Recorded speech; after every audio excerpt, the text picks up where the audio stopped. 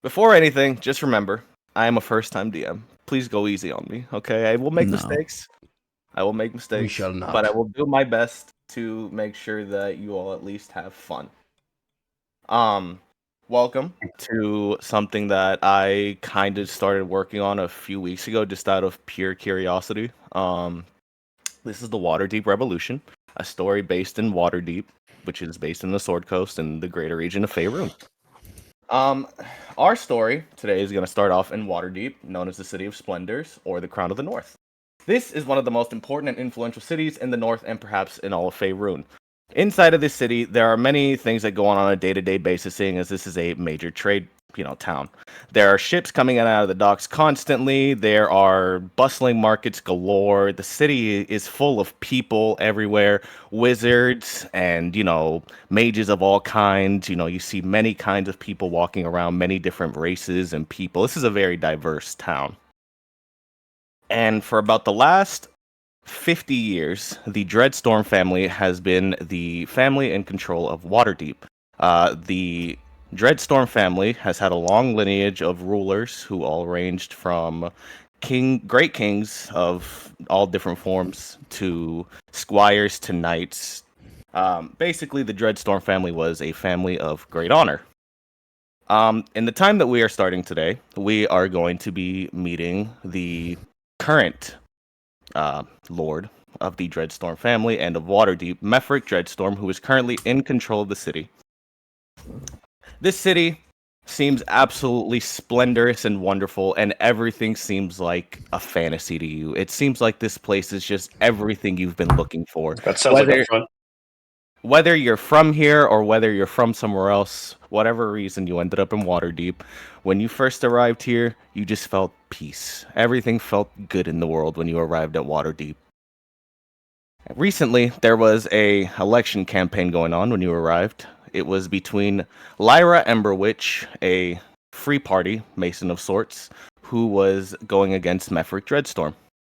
And the city reported that it was one of the most intense elections they had seen in the past 50 years. There were lots of accusations of slander, corruption, from both sides. Both sides were throwing major shots at each other, trying to make the other one seem like the worst person possible. In the end, of course, due to how benevolent and wonderful the Dreadstorm family has been, the Dreadstorm family continued to reign over Waterdeep. And because of this, of course, all the newspapers that you guys read as you kind of started off your time here, you kind of got to see a good idea of how the elections went. Lyra has not been seen since the elections. She's been missing. And, as someone who is here, you just simply, it's up to you to decide whether or not you care that much about it. But something did seem a little odd about it. Regardless, we start off our story today with 1, 2, 3, 4. Sappy! Oh. Where is your character right now? He's at Virgin Square. Alright. Sappy, describe your character for us, please. Actually, let me start again. Sappy, please give us an introduction of yourself and the character that you will be playing today. Right. Can someone else go first? I don't... No, the dice decided, bitch. Fuck. He's passed. He passed. He passed? Okay. Alright, he passed. Alright. Alright, 1, 2, 3, 4, 5, 6. Gogu! Of course, it's me. Damn it. Gogu! Introduce yourself and the character that you will be playing today. Hello, I am Cornelius Felix Mandelbrot, also known as Cornelius the Wise. I'm a wizard hailing from an uncharted island in the Great Sea. I come trying to help anybody I can in Waterdeep as I go from town to town. And that's it. Now give us a brief introduction for Gogu. For Gogu? Yeah, for Gogu. Who are you, man? I am... Who the fuck are you? What are you doing? I am a YouTuber, guys. Check out my channel. Explain him. Gogu500 on YouTube.com. Please and thank you. Now, would you tell me in detail what this YouTuber means? It is a real Oh job, my I God. assure you. Cloud, thank you so much for your follow. How you doing? Come on in. Okay, wait, I have further questions. What is a job?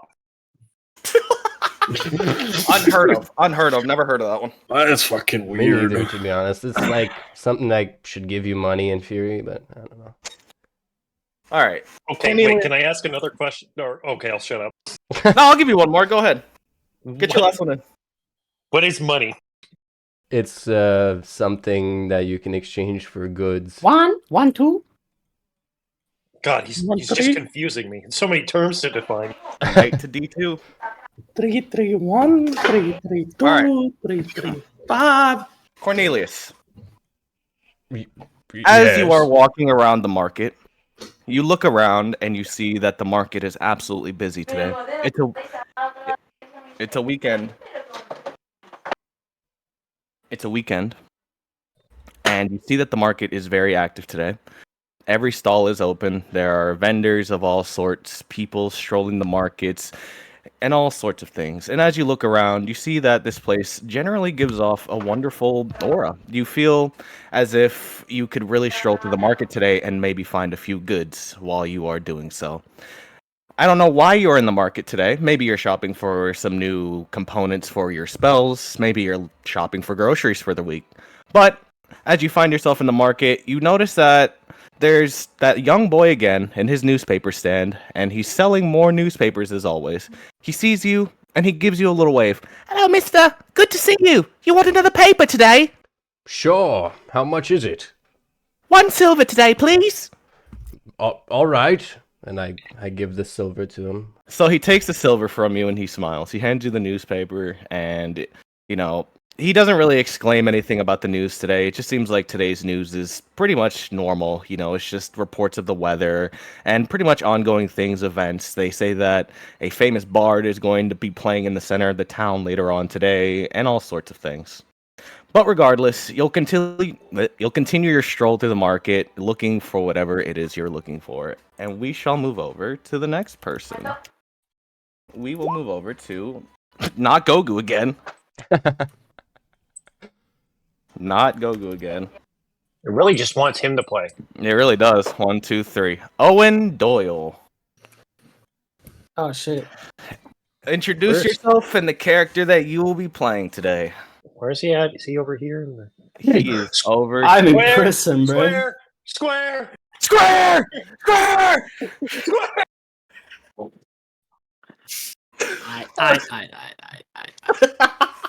So, name is Nawari. I'm fucking DGen. Fucking Nawari. streamer. I'm a washed Overwatch player. RPer, and yeah, former streamer when I had a reason to live. In-game,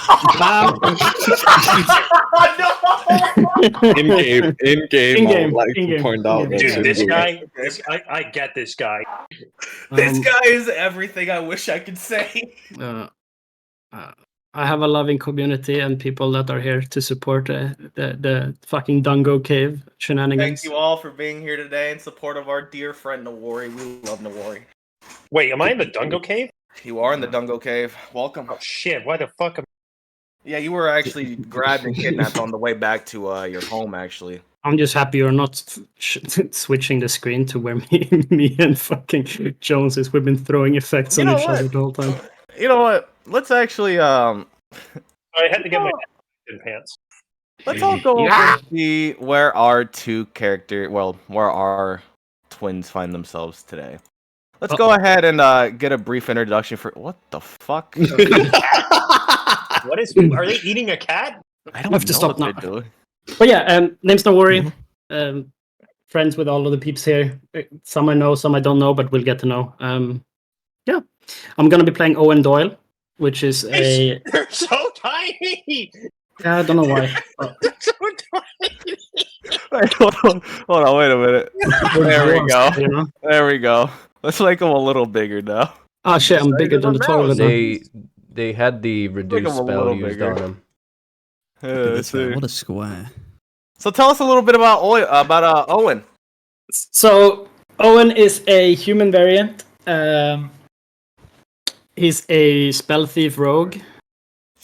who is not the smartest person. Let's just say that. Kind He of grew- fucking stupid. Yeah, he grew up in the slums, fending for himself, taking to petty theft and street brawls, and trying to outsmart people, which obviously didn't work. Despite his lack of intelligence, he had a natural talent for slipping through the cracks of the system and making a living, surviving. One fateful night, while rummaging through a goblin encampment on the outskirts of town, he stumbled upon a young goblin who was similar to him, down on his luck. This goblin, whom is named Otis. Owen immediately accepted him as his true blood brother, whose name was Otis, obviously, as I just said. Despite their obvious differences, Owen was convinced that they shared the same parents for some reason, and somehow made an elaborate story in his head, after probably one too many blows to his head, that from that day on they were inseparable blood brothers in crime. He's has a chaotic nature. He's a good person, but based on his upbringing, he's a thief. He's a scammer. Yeah. And yeah, he is currently in jail after trying to sell a tiger to a old noble lady, but in reality it was just a dead cat. And they happened to end up in a brawl, and because they couldn't pay the fines, they are now in jail. But we'll see how long that lasts.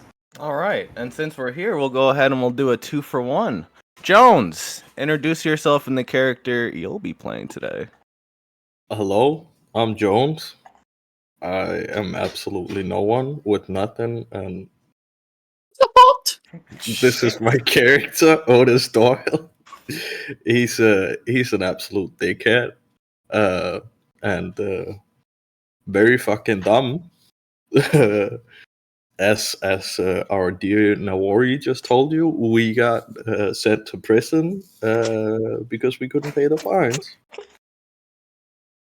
That's pretty much it. No. I mean, he's a delinquent. He's a dickhead. Though Owen and Otis met a few years into his life, Otis do not remember anything before the time he met Owen, and is convinced that Owen is his brother. But Otis pretty much got chased out of the goblin encampment because he was a dickhead to everyone in there, and has kind of always lived the life on the edge, stealing and scamming people into giving him shit. And he's a dickhead. I know I said that 3 times, but here you go. And just to express how they're not dumb as in flat out just dumb. They have a bit of a low IQ, so their development is a bit behind in certain areas. Hence the voices of Owen being, "Hello, man. How you doing, man? Okay, man." All right. So, you two have been sitting in these cells for, I would say, about maybe a day. I'd say about a day and some change. The guards, they've noticed you two being silly little goobers around the town, but they've kind of let it slide as much as they can. But, upsetting the noble like that was just too far. And this time, they've decided to teach you a lesson.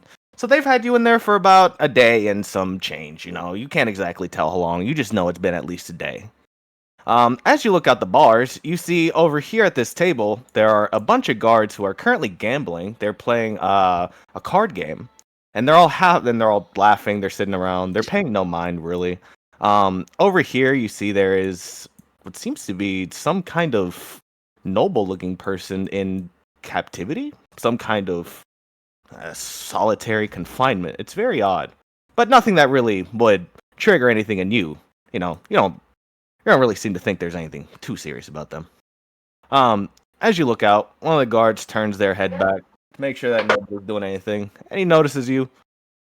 Better not be causing no trouble. Okay, man. No problem, man. How you go, man? You losing? Haha. Bad gambler, man. Rock, paper, scissors, shoot. Rock, paper, scissors, shoot. You two just need to sit in there for a while, and there will be someone who shall come by shortly to see you. Hello, man. Until Hello, then, man. just do not cause any problems over throwing you in a cage like that man there. And he'll point to the man over in the cage. Okay, man. No problem. But I have deal. I have suggestion. What? We help you win, gamble, yes, and you let us out early, yes. Very good. There will be no need for that. You shall have visitors shortly. Well, then I'll make sure you lose. And then he'll just turn away from him. I have a question, man. One of the other guards will turn around annoyed and they'll go, What? What do you want? Why you put this tiny little tiger in jail? Holding up a rat, he looks at it and like with sad eyes. Why you do this to tiny little tiger? Tiger not do this to you. Well, he'll look at the other guys. Look at this fucking fool back here. He thinks that's a fucking tiger. You can't believe that shit. He'll turn back to you and he'll say, Yeah, that's a tiger. Why don't you eat it? It's real good for you. While they are distracted by this rat conversation, I would like to do a mage hand and try and pickpocket him, but his focus is just making sure he's like to swap his cards on the table to a losing hand. Give me a sleight of hand check. Alright. 14. So with a 14, although very sloppily, you are able to kind of shuffle the cards around as you see fit. Although you can't really tell what you did because you were in a rush. They were kind of starting to turn back to their game and you were just kind of trying to quickly do this, as they had the attention from your brother. But you managed to do it and they all turn back and they pick it up. And as they're playing, one of them goes, Oi, one of me cards is different. You do something while we were distracted, eh? You do something to my cards. He'll stand up from his chair and he'll look at the other guy. That's cheating, eh? You know what we do to cheaters round here. And the other guy across from him will stand up. Yeah? What do they do, eh? Go on, tell me. And before anybody can really react, the two very aggressive men will kind of just start fighting each other. And the other guards are trying to break them up. Hearing the scuffle, 3 guards run outside. Hey, what's going on here? And they see that there's an ongoing scuffle between these two, and the guy in the middle is like, "What? Again?" And they run up, and they're all just sitting there, kind of breaking up the fight. And as we are about to leave, we see 2 people enter the room. You see a man would walk in, and he would kind of stroll, and he would look over to the people that are fighting. He'd scoff under his breath, going, Always these stupid gods, they never know any better. And he'll walk up to your door, and he'll kind of just stand there. He has a cigarette in his mouth right now, and he's just kind of looking at you two in there, kind of curiously. He doesn't really say a word, waiting. And behind him, you'll see this taller, darker-skinned human woman walk behind him. And she'll walk up to the door, and she'll look at them, and she'll go, Are these the one? And he'll go, Yeah, these 2. And then we're going to go ahead and switch back over to where we were previously, leaving you 2 in here for the moment. And go back over to our main map. And now we are going to go to Reebs. Yeah, well, Introduce yourself and the character that you'll be playing today.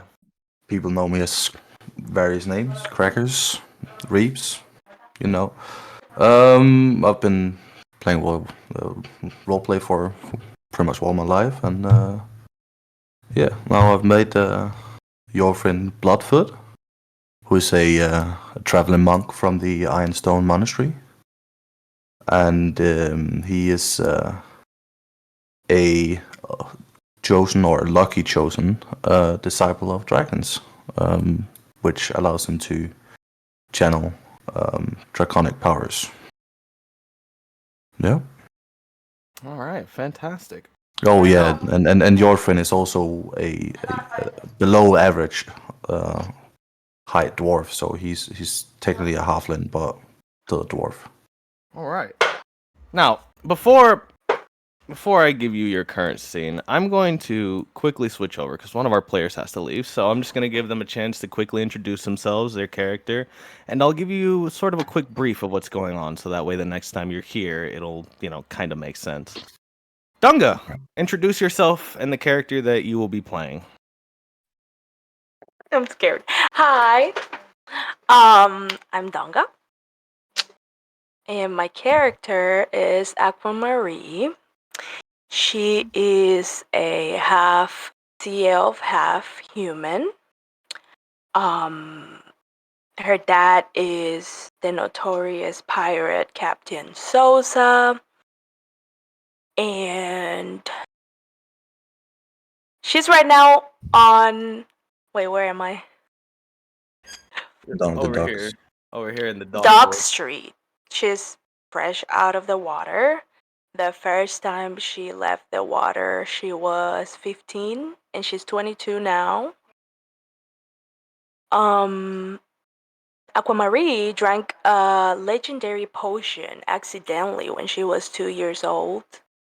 That she found in one of her dad's treasure boxes. And this gave her the ability to live in the water and on land with no restrictions. She can breathe in under any kind of water and be outside the water for as long as she wants without basically dying. And I look... How do I look? My skin is blue. I'm half elf, so I have long pointy... half sea elf, so I have long pointy ears and black hair. All right. Donga, so you had just happened to get to there. You just got out of the water, and, as a sea elf, as you know, you don't really wear clothes when you're swimming. So when you first come out of the water, you're kind of in the bare, and the people around you are just kind of staring at you, kind of looking at you weird. And one of the guards walks up to you and he goes, "Oi, what are you doing? You gotta have clothes here." And Clothes? yeah, like this, what I'm wearing. And he'll kind of point to himself. You'll see that he's wearing kind of metal. It kind of looks weird to you. It's like this metal kind of plate looking thing. You've never really seen anything like it before, but you know that it definitely is something heavy and doesn't look very comfortable for you to wear. No, thank you. That looks uncomfortable. Yeah. I keep walking. Play. You'll walk off before he can stop you, and before you run away, you're just gonna kind of be wandering the streets for now, and you're just kind of do your own little thing, kind of seeing the town, what's going on, the people around you. A nice old lady will offer you some garbs to put on, just a simple little shirt and pants and some sandals, just as a welcome gift to you. You tell her that you're new around here, and you'll just kind of wander the streets for now until we see you again. Thank you for stopping by, Dunga. I appreciate it. Go on, get Sorry, I yourself have to a food. go. No, it's okay. No I have to do that worries. job thing that Gogo was talking about. Mine is not as fun as being a YouTuber. See, I just don't get it. I don't know what that is. What is this sorcery? Thank you very Okay, much bye. for stopping Have by, fun. Dunga. See ya. We'll see Bye. you next time. Thank Take you. care, man. Bye bye. All right. Bye. So now we're gonna move back over to Reeves.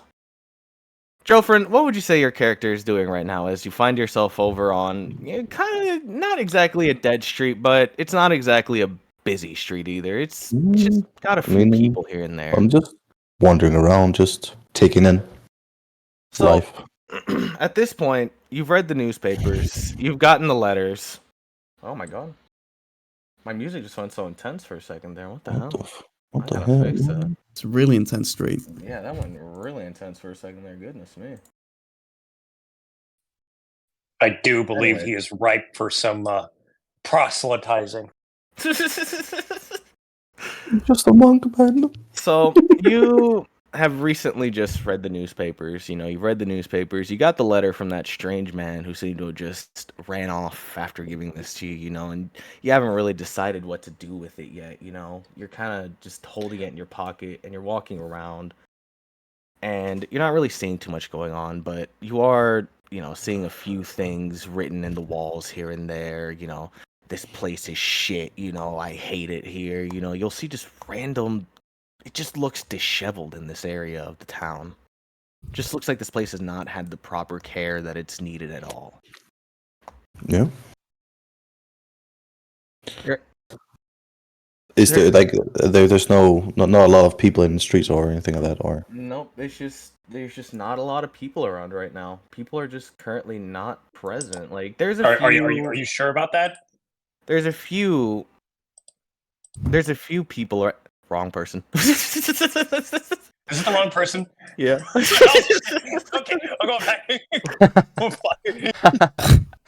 So you'll see that there's a few beggars on the streets, you know, a couple people here and there. You know, there's a guy with a hood just kind of standing, or you know, around. You said market, and I was like, oh, it's this guy.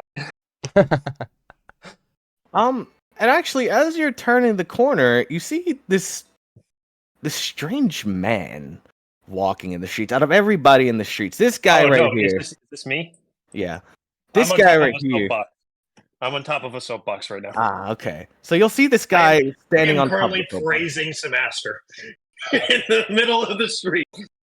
And as you're seeing this, we'll go over to Nero. Nero, introduce yourself and the character you'll be playing today. I'm Nero. I'm retarded. That's it. That's it. The guy that I am playing is Arthur J. Petticoat, and he's fucking clinically insane and loves Semaster. And it looks like this guy needs some Semaster in his life. See, I point directly at him. You there, friend! You look like you need a bit of love in your life. All right. Come here. Come up to my stand right now. So you'll start walking up. Yeah, you'll start slowly walking up towards him. Yeah. Yeah, you'll start slowly walking up towards him, and as you're kind of gathering around him, you see that there are like a few people kind of standing around him. There are a few who are very, very much interested, but you'll see that a few people in the crowd seem to kind of be like groaning, you know, and they kind of got this like, oh, this guy again sense to them, you know.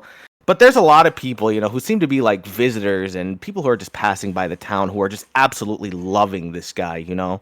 Now, hop up over here. Hop up over here, my dear friend. Now, introduce yourself to the crowd. Ooh, you talking to me? Yes, my friend. Come on up here. Okay. Slowly walk towards him, like, and I guess I'll walk up to the stand. He's ushering you onto the soapbox, so you're in front of the crowd. Yeah, I'll stand there. Now, my friend, what's your name? Puzzled. Tell my fellow listeners what your name is. I'm your friend. I'm sorry I didn't hear you. I'm your friend. You're an orphan. No. Dear Lord Semaster, as you see, this poor sap has not worshipped his parents enough to his deity. Had it been Semaster or anybody else, this would have not happened to him. Just stood there nodding. Look very puzzled. Like, all right. No, hold out the hat. Take the hat. Come on, hold it out. I don't have a fucking hat. No, here, I hold him a hat. Hold it out. Take the hat, like, not really knowing the social customs to where he's just been a wandering monk taking in life after becoming like a disciple. So just take the hat, looking at it. This guy is very clearly a priest, but like, fuck is this guy? Priest. Like, look, your friend looks up at you. It's like, what do I need to do with this hat? Hold it out. Busking from Dear money. God, did Semaster not give you your brains? No. Nero, can I get a performance check? Sure.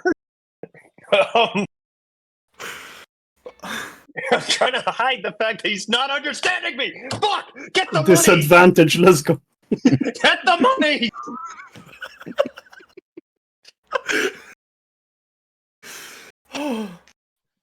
So 16. With the 16, funny enough, this argument that you are kind of having between yourselves has really started to entertain the people around you. You know, you're getting some laughs, and you know, people are giggling, children are pointing, and they're kind of saying, "Look at him, he's crazy." And some of these people are going to start dropping. Let's see, they're going to drop. You only get 1 gold coin out of all that. You son of a bitch! God damn it! I knew you were worthless! You get 1 gold coin, and everybody else just seems to toss in, you know, bakery goods and, you know, little bits of food. Somebody even tosses in a hat for the man who said that he did not have one. So you have a hat within a hat now. Oh, fine. Thank the Lord, Semaster, that's not going to cause a heat death of the universe or something. And as these two are kind of just standing there, you know, mingling with this crowd, trying to get some coin out of them, we're going to move back over to our last player, who is in the Virgin Square. Who knows what he's doing right now? Hell yeah. Lucian Gildor, introduce yourself and the character that you will be playing today. Hang on, we got a fucking goal as well. Wow, I'm getting interrupted already. This is God. You're sending it, boy. Anyway, I'm Sappy. I'm you know, I'm just here, you know. And that's it for me. And what about Lucian? What can you tell us about Lucian? You got it. So Lucian is a fucking Jesus Christ. Was a nobleman from the Moonshade Isles, or at least the son of quite a prominent nobleman. He didn't really do much in his life. He was just kind of a spoiled dick. However, when his dad died, he happened to be out traveling, and his brother just seized power. And when he did finally come back, Lucian, his brother, he claimed that Lucian was some sort of imposter, and he had him thrown out. In fact, he had him thrown off a boat. However, as he was drowning, the shark god Sekala offered him a pact. So he's a warlock, and he's supposed to be serving Sekala. And that's about it. Would you say that your character has any kind of insignia signifying that they are a follower of Sekala, like a necklace or a tattoo, anything like that? No, he doesn't have anything like that. Okay, all right, cool. So as you're in the Virgin Square, you just kind of started your day. You know, you just woke up. You kind of going out to get breakfast or whatever it is you want to do.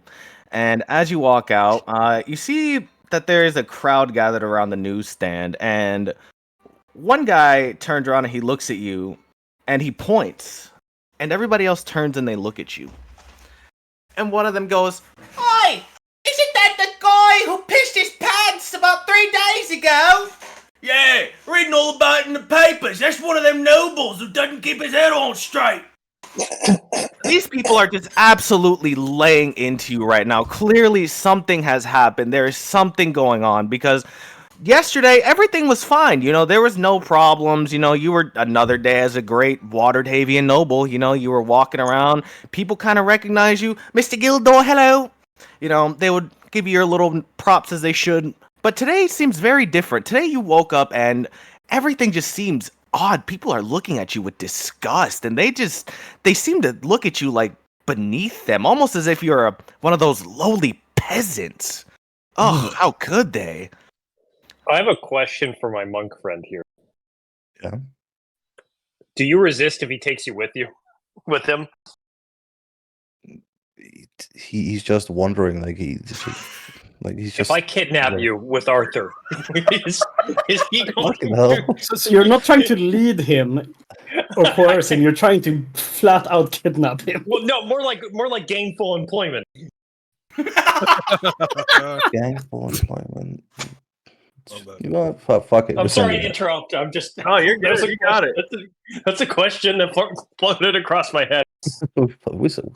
No, you I mean- got it. You two can absolutely do it. If he agrees, you two can just wander the fucking streets, going around praising Samaster. Yeah, I'm yeah. going to tell him, Definitely. come on, busboy, we got more work to do. and then I got behind him and I start pushing him down the street. Fucking yeah, just a stupid dwarf in the big city, man. So, Sappy, these people have Right. just insulted you and your nobility. You know, they're all looking at you like you're poorer than them. And you open your coin purse, and you have about maybe 20 gold pieces in there. You know, you spent a lot yesterday. You were splurging a little bit. You got maybe 20 gold coins, but you know that you are way more above them. How do you react to what these people have just said to you? What? How dare you talk to me this way? I will not be insulted by a man who looks as though he hasn't washed himself in 6 months. Get the hell out of my face. You're not even a noble anymore! You're just a lowly peasant! Look at you! The papers are saying it! Look! He holds up the paper and you can see it right there, the headline. Lucian Gildor, a fraud of the Gildor family? In bold headlines. Clearly, somebody has just set up a slander against you. Would you look Whoa. here, my folks? Whoa. Down the street there is the noble that shit his pants. If he had just worshipped Samaster, this would not have happened. What? Who are you? What are you doing here? This is This is my new slander. spot. This is pish. What is? It's my new spot. You can't tell me to leave. It's my spot. Lucian, you see this kind of crazy looking man kind of walking down the alley towards the Virgin Square. And behind him there seems to be this kind of shorter dwarf looking man. The dwarven man just kind of seems like he's just there, but this guy who is screaming about you shitting your pants, he looks like he's here with a purpose. Like he's ready to absolutely spread some kind of word. And the crowd's gonna turn around and they're gonna say, "Oh my god, it's Arthur again! Oh lords, I'm going inside! I'm not doing this today, Arthur!" And you see some people start to walk off, you know, they're kinda starting to wander away, you know, hearing that Arthur's coming down the street. But there's a few people who kinda hang around, you know, kinda whispering, saying, "Ah, finally, the good words of Arthur are coming to us today." They're not going to see my new magic trick. Watch. Can I just add real quick that I overheard Arthur and Joffrin just like wandering the street, and I followed them, and I'm just like behind a building looking at them. Arthur is very loud. You probably would have heard him. So Cornelius, as you've kind of been following, you've seen this man just kind of, you know, sauntering the street with this guy in tow, and he's just screaming about Samaster, and the people are just giving him weird looks, and the guards are, you know, just kind of looking at him, and they kind of keep their hands on their weapons because they know this guy can do some pretty outlandish things sometimes, but they're not too wary of him. He almost seems like not a threat, like a fly. But they also treat him very, very much. They take him very seriously because he is almost a wild card, you would say. Gotcha. So as you're watching, you see that they turn down an alley and they're starting to head towards somewhere else. Are you gonna keep following them? I'm gonna keep following them. Yeah. Okay. Try and So- well, actually, I'm gonna follow them and try and be stealthy. Should I roll for that, so they don't see me behind them? Can I get a stealth check from you? What fucking stat is that? So you're gonna open your sheet and then you're gonna scroll down the skills list until you find the one that's called stealth, and then you're just gonna click on that. Gotcha. And there it is. Ooh.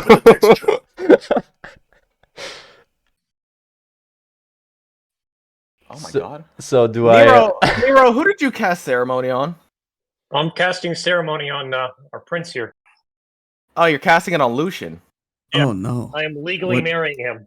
Lucian, can I get Hang on. Hold up. Can I get a wisdom check, please? I mean, yeah, can I get a I'm wisdom check? trying to legally marry him to my monk friend here. Hang on, one willing creature. I don't think I count as a willing creature. I don't think Joffrin is. Are you? He doesn't know. He thinks you are, by the way. It's very clear that he's trying to marry you two. I now pronounce you in the name of Samaster, husband and husband. I'm not marrying this halfling. Get out of my face, you maniac. Who are you calling a halfling? He's clearly Dwarf, a dwarf. halfling, potato, tomato. It's all the same. It doesn't matter. I'm not marrying you. That's the important. It's nothing against you, of course. My It's just Samaster's I have no ballsack. interest. What's wrong with him? Look at his beard. It's magnificent. So sorry. Who even are you? What are you doing here? I heard you fell What the out of fuck is grace, going Sir on? Noble. I'm here to help you by telling you the graces of my deity. Right. Okay. Lucian, you actually would have heard about this man in front of you. You would just know that he is Arthur and that people call him the crazy church guy. And it seems that today is the day that you finally see him face to face. Right. Well, it's a pleasure to meet you, Mister. What did you say your name is? Arthur? Yeah, yes. It's Arthur been a real J. pleasure. Petticoat. But Use the full name, please. yes, Mister Petticoat. It's been lovely to meet you, but I have some business to attend to, and I just kind of try to turn around and grab a newspaper from my pocket and ignore him. So you're gonna open your newspaper and you're gonna it's still the same thing. It's that slander line right there, that slander headline staring right at you. And down at the bottom you see funded by Remedius Gildor. And that name immediately rings out to you. Your brother has once again gone way too far, but this time he is trying to ruin your name. Oh,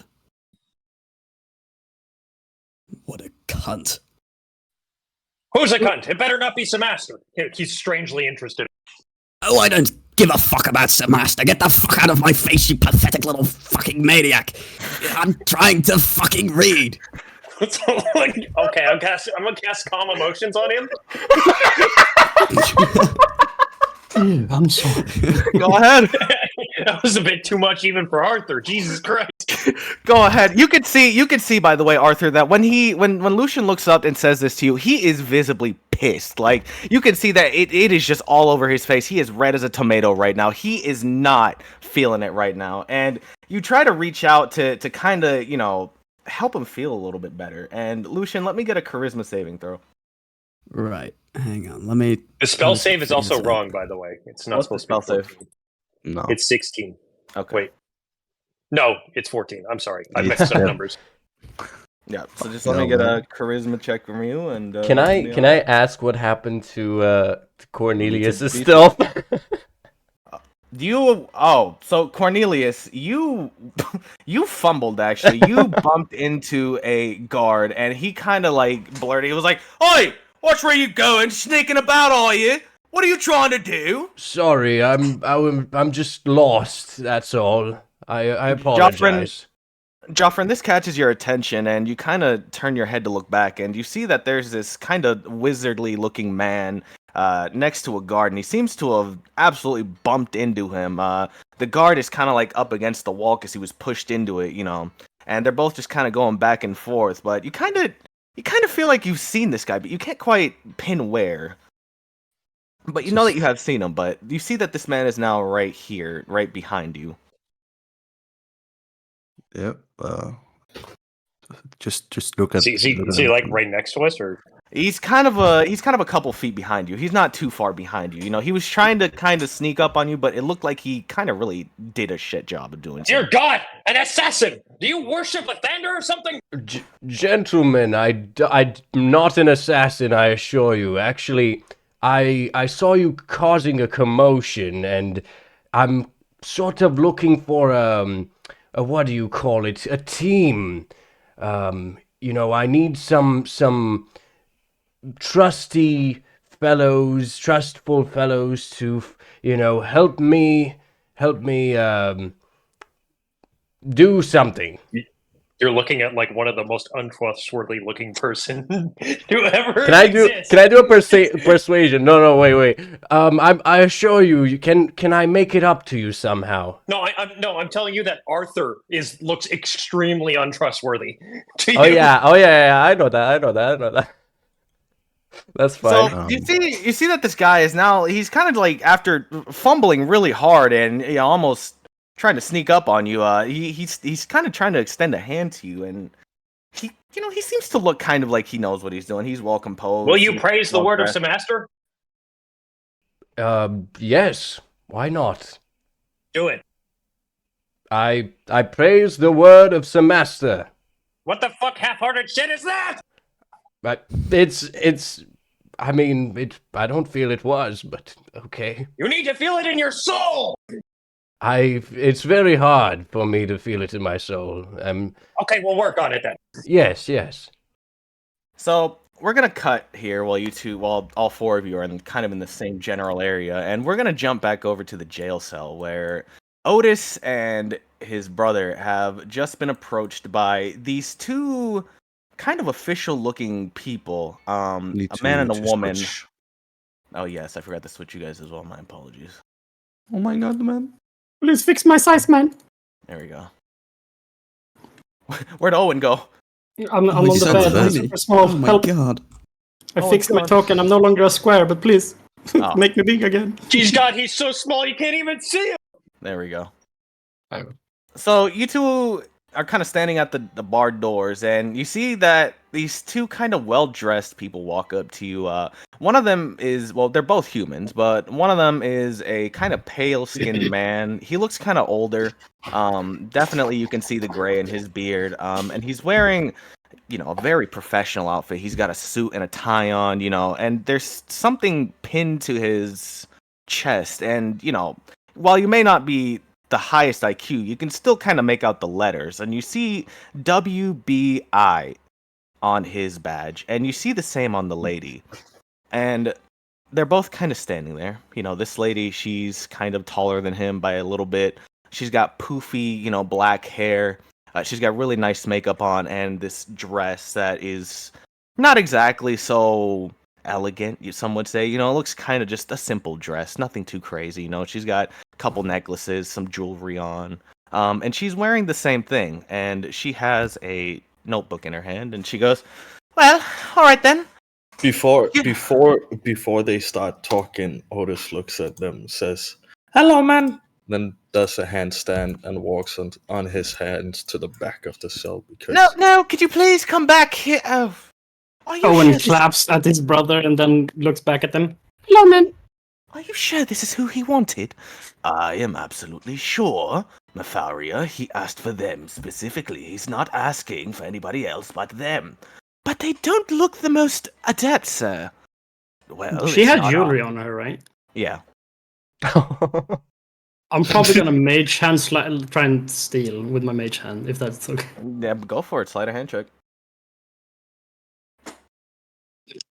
19. With a 19, they're both kind of too distracted right now, and you're kind of able to, unlatch the necklace, and it's this gold necklace, right? And it's got this beautiful red pendant in the middle, and you manage to unlatch it, and it falls to the ground without her noticing, right outside of your bars, where you can just pick it up. He'll pick it up and then just look at it without clear in front of them, making so they can see that he has taken it. And he's like, "Ooh, fancy, shiny." The man's gonna turn his head over, and he's gonna go, "See what I mean? Hey, look at that. He nicked your necklace right off you, and you ain't even notice." Oi! What are you doing? Give that back! No, mine now. It was on the floor. It's mine, brother. And I throw the necklace to my brother. I suppose I'll have to get a new one then. Okay, man. Otis, add 1 gold necklace to your inventory. yes, Open your character sheet, yes. and then scroll down to where it says items or inventory, I believe. Or item name, equipment, whatever, and then you're just gonna hit that plus button. And you're going to add an item. You said gold necklace, right? Yeah. Yes, sir. I think Owen would look to the man and say, "So what you want, man? You gonna get us out of here, man?" Well, sadly, we've been tasked with coming down here to bring you to a banquet that the Open Lord is having later today. He has specifically asked for the Doyle twins to be there. For what reason, I am not sure, but we have been sent down here to retrieve you and bring you to this banquet. What was man's name again? Oh, how could you not know our great lord's name? Mefric Dreadstorm, the most benevolent king! And she's kind of going to start going on like this little tirade before the man next to her. Mafaria, please, we don't have time for your ramblings about Mefric. Sorry, Duke, it's just I can't contain myself sometimes. Owen looks up to Otis and say, "Otis, man, this Maverick man in our book of don't approach. Did we screw him over, man?" I don't know, flying man. No. Okay. So you take us to Big Man, yes? So while you two aren't the most adept, I would say, I suppose he is asking for you, so yes. He's gonna try and steal an earring because she's insulting. He's gonna try and steal an earring because she's insulting him. She's a little more aware this time, so do it at a disadvantage. Absolutely. In the meanwhile, I'm just shaking my hands out between the bars and going crazy. Just with an yelling. 11, she like kind of notices at the last second, and she snatches the still earring turns back into out of the 21. main tent. Oh wait, oh shit! I see you had that plus 10. My bad. Yeah, that's the magic item. Yeah. Yeah. So with the 21, then you absolutely take it. She's just another. I dangle it in front of her again. You said what? Can you stop doing that, please? Okay, man. And I just These throw are it back very to her. expensive pieces of jewelry. Expensive, no! And he regrets throwing it back, but still does it. She'll put her earring back on, and she's gonna turn. Can one of you please stop fighting and come over here? And this guy here, he's gonna turn around and he's gonna go, "Hi." He'll get up. He'll walk over. What you want? Yes, so we are to bring these two over to the Lord's banquet today. Why the hell would he want someone like them there? Look at them. Yes, now I don't really bother to ask too many questions towards the Open Lord, as you know he is the Open Lord. Right, yeah, sure, whatever you say, Mr. Investigator. You can see that this man clearly does not like the investigators. But he's going to take his key ring and he's going to walk over to your cell and he's going to unlock it. But as he does, he's going to say, "Now hold on, this ain't exactly freedom." Huh? And you still gotta be in chains during the banquet. At least for the banquet. After the banquet, you will be released to do whatever you wish, but the Open Lord has specifically asked that we keep you in chains for now. It won't be anything crazy, just your hands and legs. Only 'cause he's heard about you. What should you say, brother man? It's either this or you rot in this cell for about another 2 days. Take your pick. Okay. I don't think you can handle it, man. We'll make you lose more card games, man. Yeah, whatever. Okay, we go. He's gonna grab kind of really old looking handcuffs from his back pocket, and he's gonna slap them on both of you. No, I ain't gonna chain your legs just because this is enough. Please do try to, not cause any trouble while you get to the banquet. Ooh. Okay. I will not make any problem until we get to banquet. He's gonna turn and walk away. And Can I before he walks away? Can I pickpocket his keys? As he turns around, yeah, sure, go ahead and try, but it has to be at a disadvantage. 2 detectives looking. So how do I roll? All right, so you are going to. Hold on. First of all, let me fix something. Manage toggle. There we go. All right, so when you open your sheet, you're going to see at the top there should be a thing that says advantage, normal, and disadvantage. You're going to change it to disadvantage by clicking on that. And then you're going to go over to your skills, and you'll do a sleight of hand. It'll be towards the bottom. I do it. Oof. Oof. With a Yeah, nat he's- 1, you absolutely fumble and trip and fall. And he clearly notices this, and he turns around and he goes, "The fuck are you doing?" And he kind of like, he doesn't like try to harm you, but he does like use his foot to like kind of kick you back a couple feet, Oh, jeez. And he's like, "You do that again, and I'm gonna chop your fucking hands off. You hear me?" You got lucky. Very lucky, man. I don't I think understand. he's gonna beat the shit out of him now. I don't understand why that fucking open lord. Oi, you watch your mouth when you say his name. What's Don't your name, understand man? why the open lord chose them, but you send him my regards. We'll turn and walk away, clearly very frustrated. The two detectives will turn back to you and they'll go like, "Right, are you done causing trouble, or are we going to have to carry you there?" Here's one thing. Hmm? What is that guardsman's name? Oh, I don't know. I don't really care for their names. Just give me name, and we will go, no problem. It no matter. He very Turns stupid. back. What's your name again? Huh? Remington. Remington. That's all. I'm just Remington. Right. Otis. Oh, yeah. Otis. Is that good enough for you? Owen Otis, takes a mental note of his name. Otis shout out with a loud "Ha! Stupid name!" Fucking stupid goblins. I don't know why we allow goblins in this town. He's gonna sit back down at the table, and these two are gonna turn back. Right. Can we go now? Yes. Okay. So, they're going to kind of guide you in a line. She's kind of gonna move, and he's gonna say, "All right, we'll fall in line here then, and stick close to us, please. We're gonna be traveling through the city, and we're going to the castle ward." Owen kicks his brother to make him stop doing a handstand. Walk proper, man. And yeah, so you two are now going to leave, and we're gonna go back to where we were previously on the map, and you two will be. I'm actually gonna delete your old token, and if you would just place your new token right here. Yeah. And I need to grab. Where is he? His token and hers. And I'm gonna do this. So you guys are gonna start walking through the town. You're gonna go down this way, because the path to get to Mount Waterdeep, which is where the banquet is being held, requires for you to go around the Hollock Court and down past Lackpurse, kind of near the docks, and then there's an elevator that you take to kind of get up there. A really old timey elevator, but still one regardless. As you guys are walking down the street, you kind of get to this point here, and it's then when you kind of see like a little crowd gathered over in this direction here.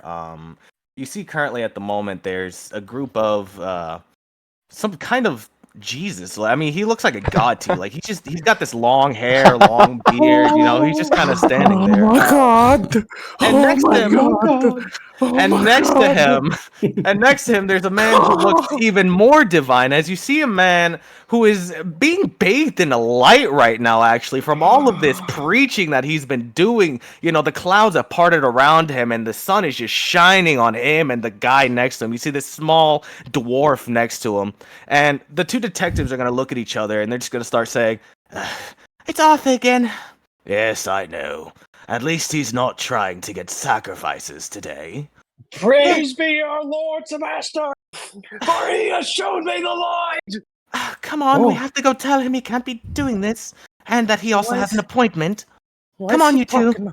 Why is he talking about pasta? One moment. Shiny Birdman talking. Listen, if you give him too much attention, he will go on a rant. So please, don't give him too much attention. Okay, And they're man. gonna walk up to Arthur, and they're gonna say, "Arthur, you're supposed to be at the Open Lord's Hall. The banquet starts in 40 minutes. That's enough time for these denizens to hear about my god. Be very Hello? loud, man. Hello, man. Can I have some pasta? It depends. Do you accept the Master as your Lord and Savior? I Who? like pasta very much. Yes. Then you will have pasta. Thank you.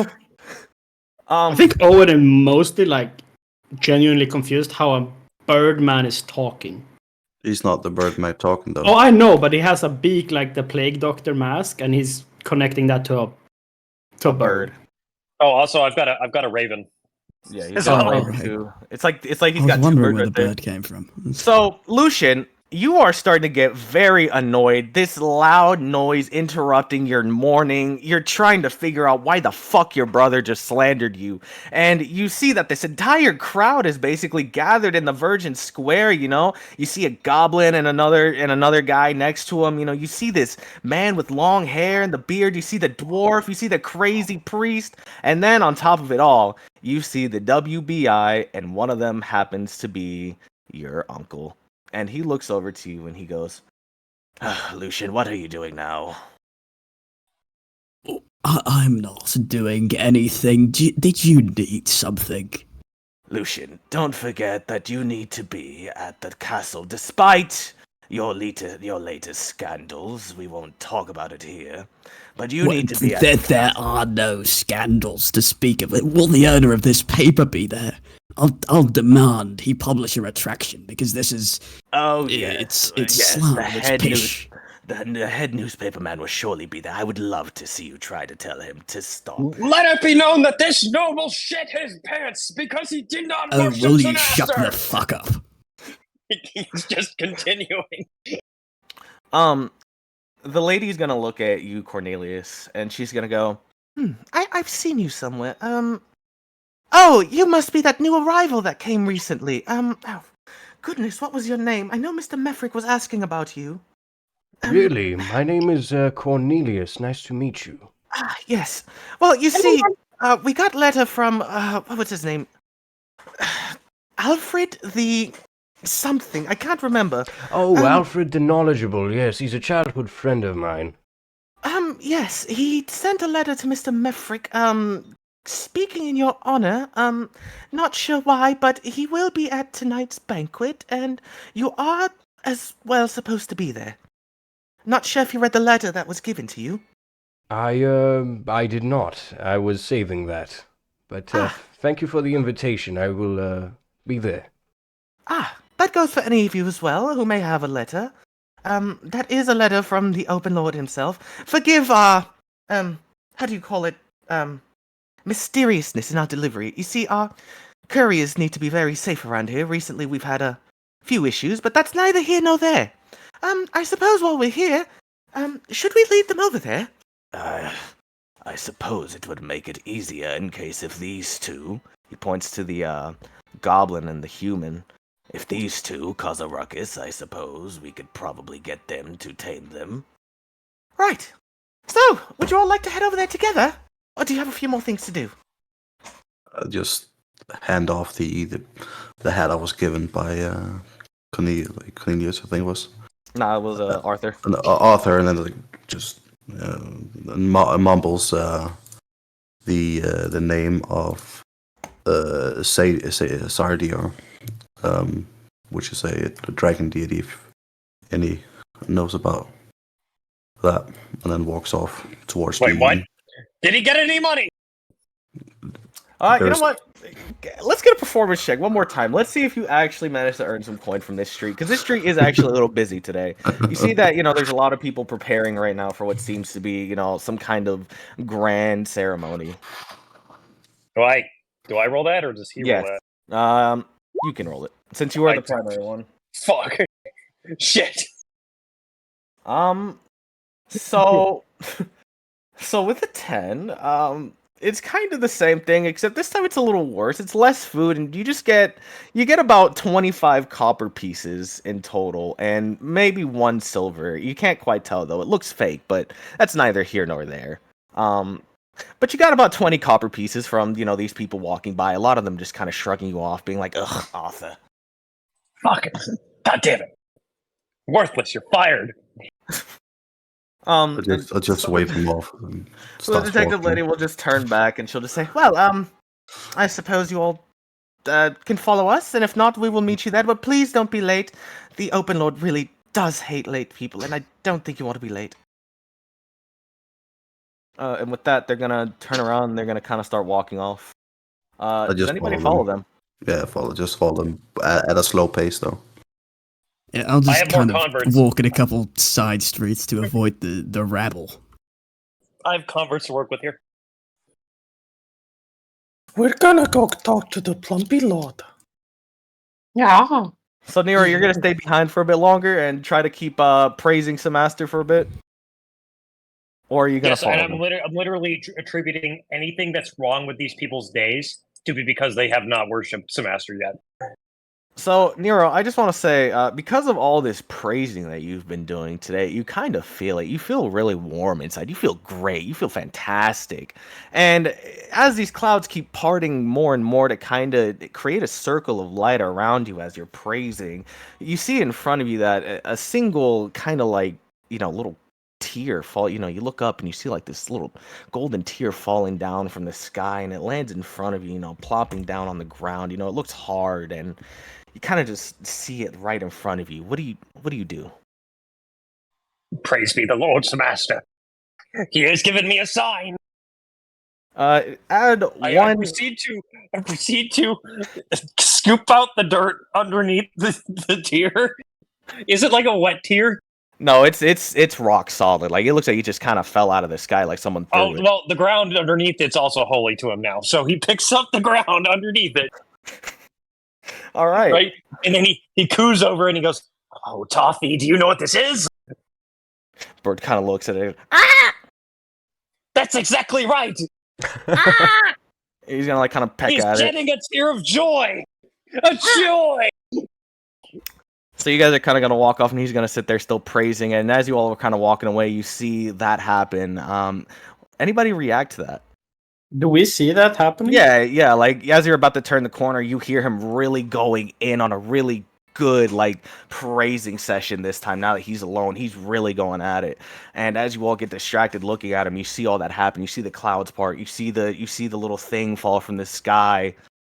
Okay, You know, I and you go and just see him pick investigate. up. So I go up to him, right? And I ask, what do you have there? Can't you see? It is the magnum opus of my work. A tear of Samaster. Okay, and can I do like an investigation on what this actually is? Give me a religion check. Okay. By the way, the reason I'm not doing it is because he has no idea what the fuck this is, to be fair. With the 16, from what you remember, Samaster definitely would not have given a son like that. That definitely seems a little off to you. Friend, from what I've read, Samaster doesn't seem like the sort of god to, give out a golden Only for his tear. chosen will he do something like this. Cornelius, you feel like there is absolutely no way to convince this man that is not Samaster.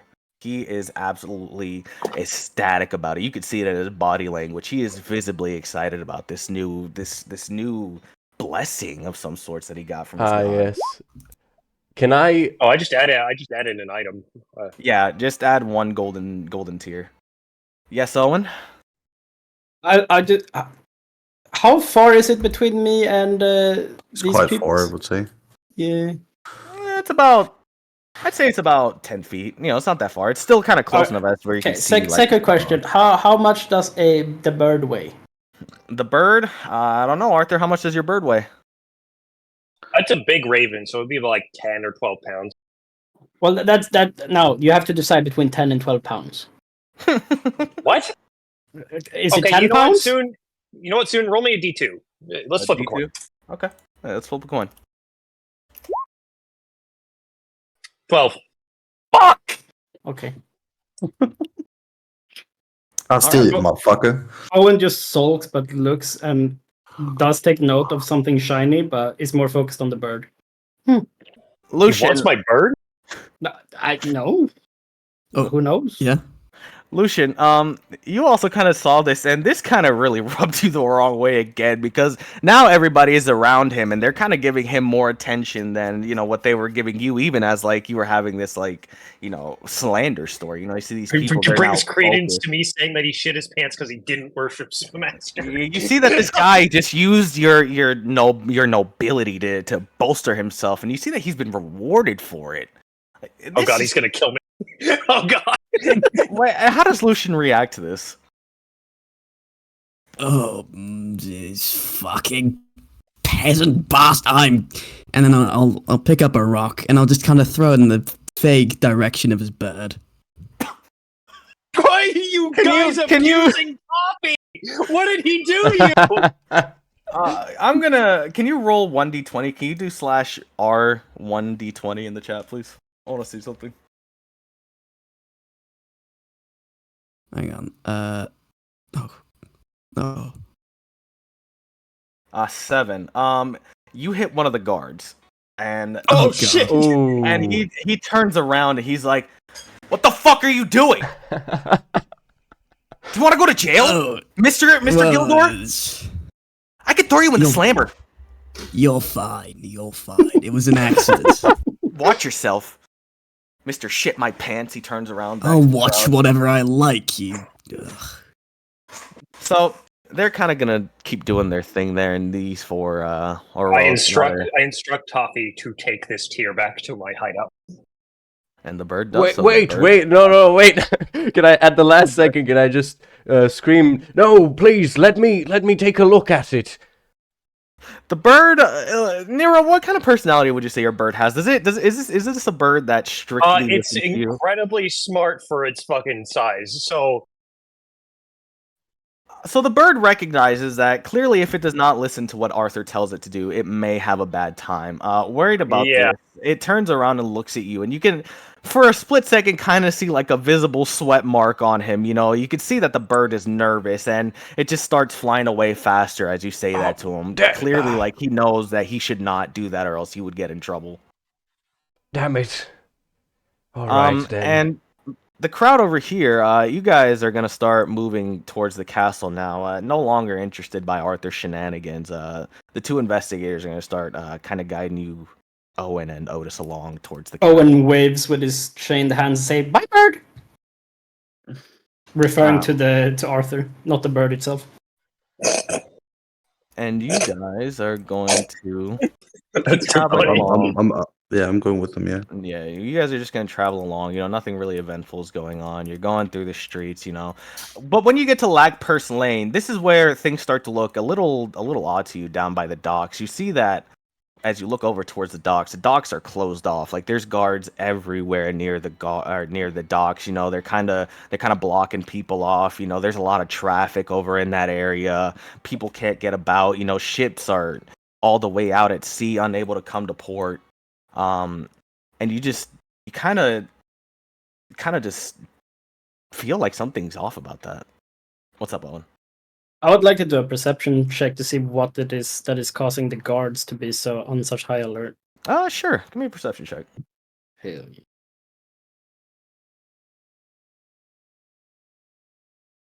Fuck! So with a 9, you don't really hear too much. You'll hear that the two investigators are actually whispering to each other, but you can't really make out what they're saying. But you kind of can tell that they're, kind of talking about something to do with the docks. So from what you can gather, something may have happened at the docks. What it was, though, you don't quite know just yet. Okay. And as we're going to keep going past this, they're all kind of going to push past. Excuse me, sorry. Coming through, official investigators, going to the castle, sorry. Pardon. They're just kind of going to take this little top half here, kind of going along the wall, trying to stay away from the streets, knowing how busy it is. And they're going to get to this kind of elevator-looking thing. It looks really old, kind of used by a pulley. And there's going to be two, like, King's Guard-looking people standing there with swords crossed. And they're going to say, "Banquet?" "Yes." And they're gonna move past, and you'll all get on the elevator, and you'll go up. And you guys, in specific, will end up. Let me fix this real quick. While we are going up by the elevator, can I do a perception check? By all means.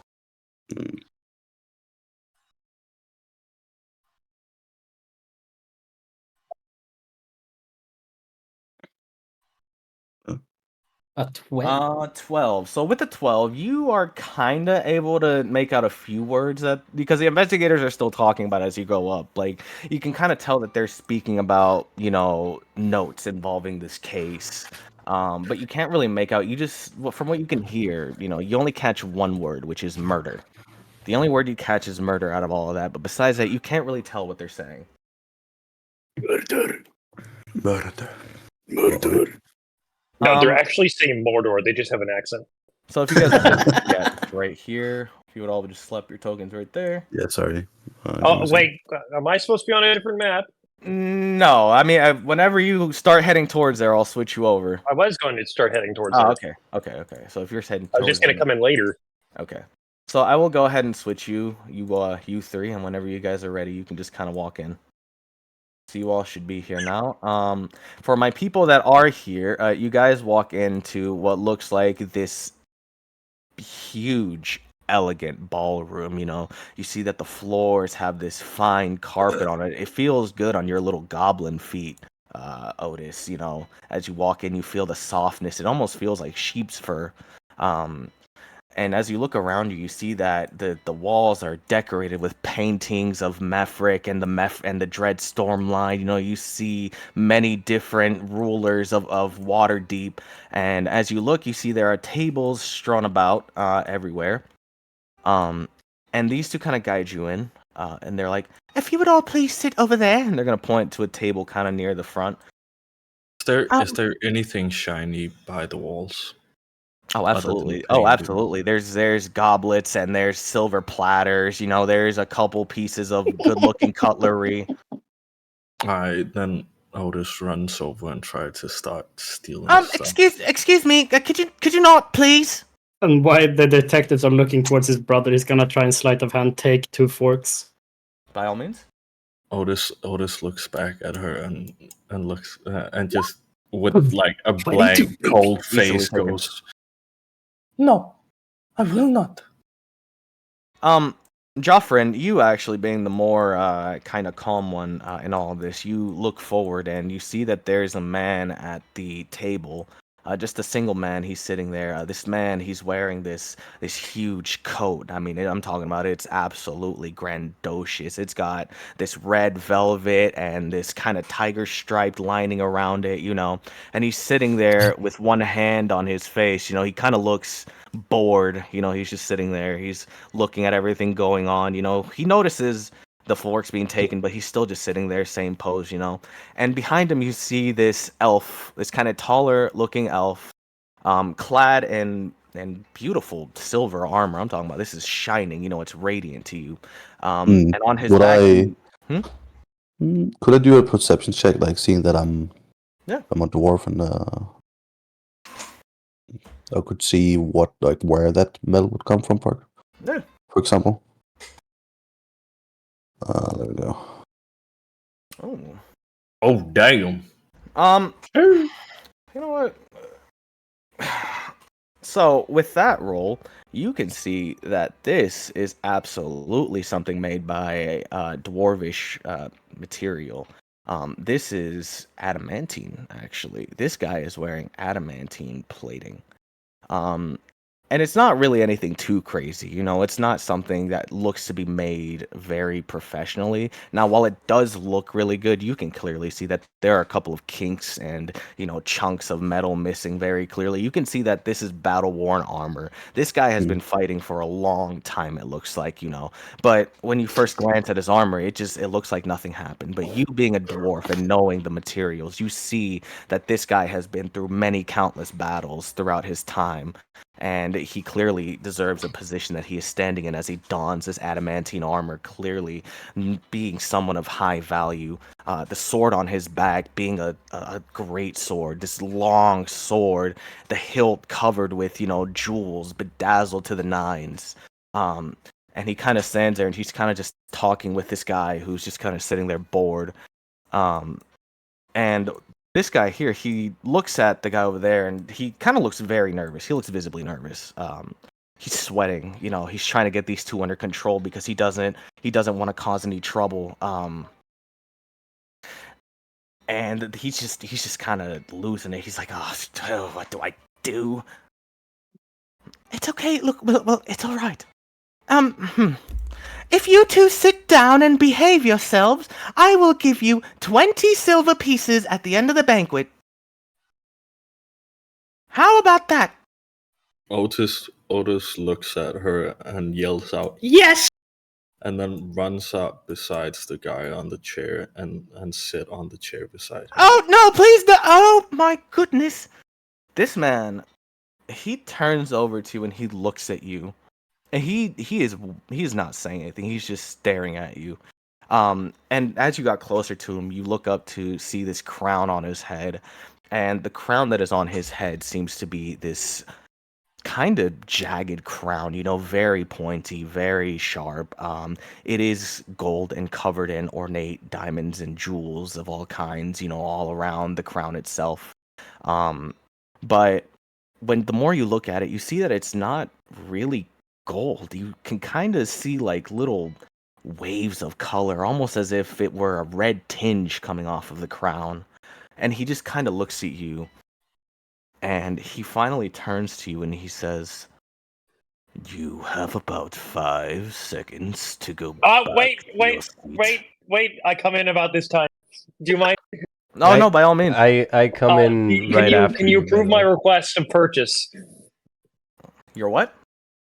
Can you approve my purchase request that I sent you in DMs? Let me see. Oh God, I don't think anything.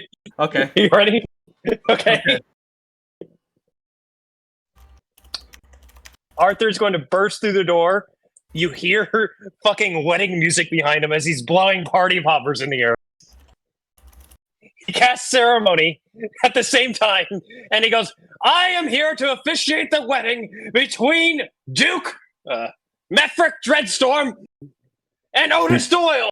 Do you take each other as your lawfully wedded husbands?" Arthur, for Christ's sake, this is not a wedding! I thought it was a wedding. What do you mean? Brother, are you getting married? Arthur, this is a banquet! A banquet, Arthur! Please, sit down before you make him mad! Oh shit, wait, is Otis not supposed to be up there? While everyone is Okay, distracted. now, hold on, let's pause here for a second. Let's take a quick pause here, because my Discord sounds are turned off, so I have not seen anything that has been going on here recently, okay? Kolba. Hello. Hey. So let's get you sorted real quick, okay? Okay. So go to general info, and if you scroll up past like the little gray boxes, there should be a link there that says app.roll20/join. Okay, I see that. Yeah. Yeah, click that, and when you log into your account, it should like ask you if you want to join this campaign, and then you do. All right. And then after that, you just hit join game. Oh Lord. Okay, hold on.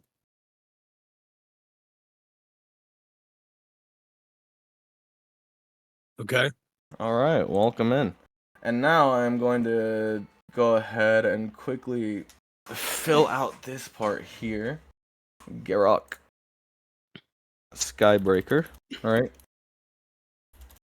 We're just gonna You leave want it us to like that hold for casual now. conversation in character while you do that? Yeah, you guys just have little bits of casual conversation while I Wait, get Otis, his are you feet set up. trying to tell me that you do not love this man? Brother, you getting married? Yelling out. You're getting in a married cra- to the Duke, aren't you? Yelling out in a crazy tone, Otis goes, Where's my pasta?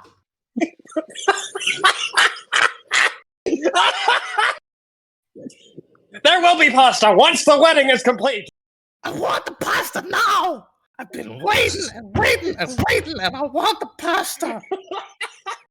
But where's At your this point, tiger? Lucian would walk in and say, "What the fuck?"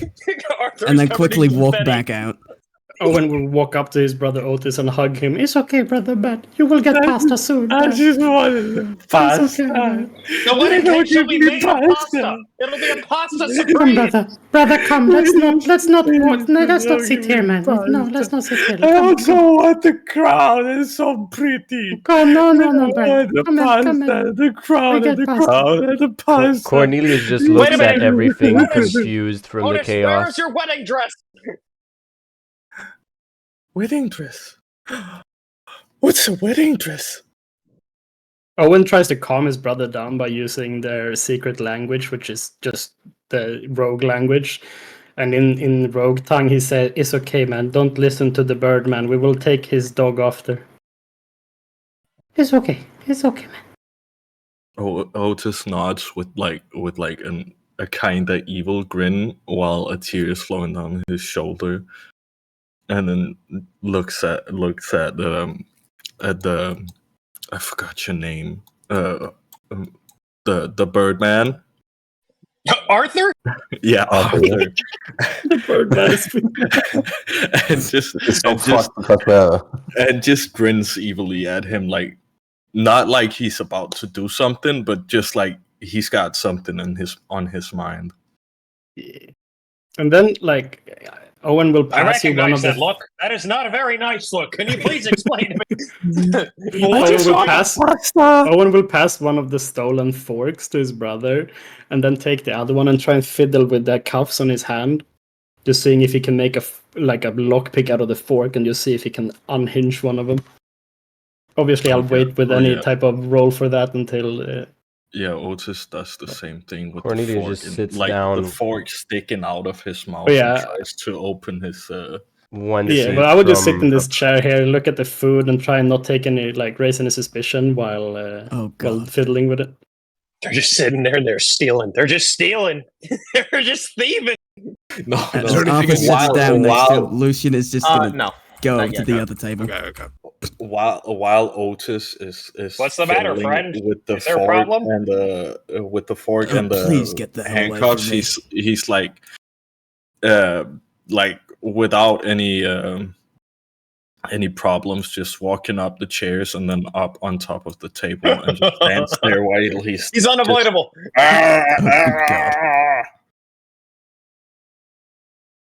I think Owen will look, also. I've asked you before. Could you please get the hell out of here? I The just master don't has been want to telling talk me to that you. these tables are not perfect. See, this one's got a less on it. Well, maybe you should stop talking to Zavasta so much. Perhaps talk to a doctor of some kind. Sir, the name is Samaster, not Demaster. Please get your terminology correct.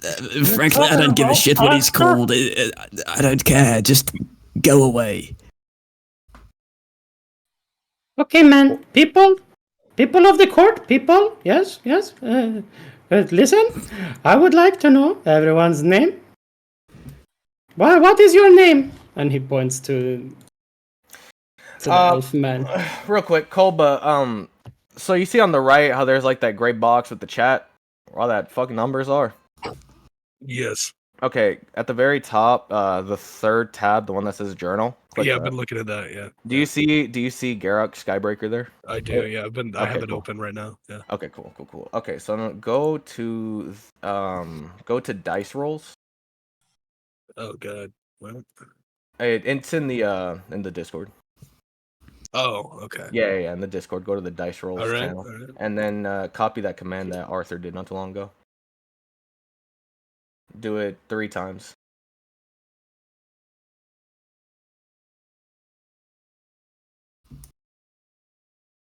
Okay, and then the highest one will be 77, so we'll take that. Those are your stats.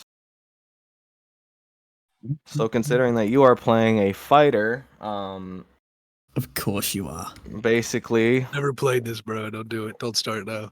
we are going to put your stats into strength and constitution primary, and then dexterity tertiary. 13. And then we'll do a 13 charisma since you're a Rizzler apparently. Jesus Christ. Human Why is fighter shit John exploding? Dungeons. How do you guys have those plugins, by the way? That's pretty sick. I'm not gonna lie. You mean our the effects? Yeah. I think your default. Their default. Are Yeah, they they're really? default, yeah. I've never seen those before. Yeah, this is what you get for doing A jump They're gate. pretty cool for little Yeah. immersion stuff. Like that's why I did like the poppings when he said it was using poppers. I was like, "Is there one?" I was like, "Sparkles," and I was like, just doing it in in holy around him. sparkles. Yeah, He just I was just doing this. I was just doing this like. Now, Kolba, I have to ask you. Your background is soldier, as it fits the best for the type of character that you're playing. Sure. Yeah. There is a military rank. Would you like me to roll for it, or would you like to pick your rank? Go ahead, roll for it. Yeah, I wouldn't even know what to pick. So. All right, Scout. Yeah, it was a... Oh come on. Care Bear attack. All right, Scout. Sounds good to me. Let's see. Dragon chess. Okay. We'll do the same for these. Oh, this doesn't fit. Damn. Alright. But yeah, Owen would look at the elf man and ask, "What is your name, man?" Who the hell is the elf man? Believe you. Would be like, that's you. I believe Oh, that's me. you. Okay. So, Doesn't even know his own race. who let this thing inside? What? Who let a goblin in here? Who let It's a you in here, banquet. "Are you being racist to my brother?" Well, it's not a matter of racism. It's a goblin. So What do you mean, so? It's a goblin. Get it out of here. he's my brother. Are you sure about that? Yes. Like no, Right. like stone cold. He firmly believes this is his blood brother. Yep. Of course, my this brother. is your brother. Yes. Wait, what is your name, man? Let's see. You said you wanted a mace, so we'll give you a maul. Well, I'm Lucian. Oh, I know you. You shit Oh, yourself, yes? God.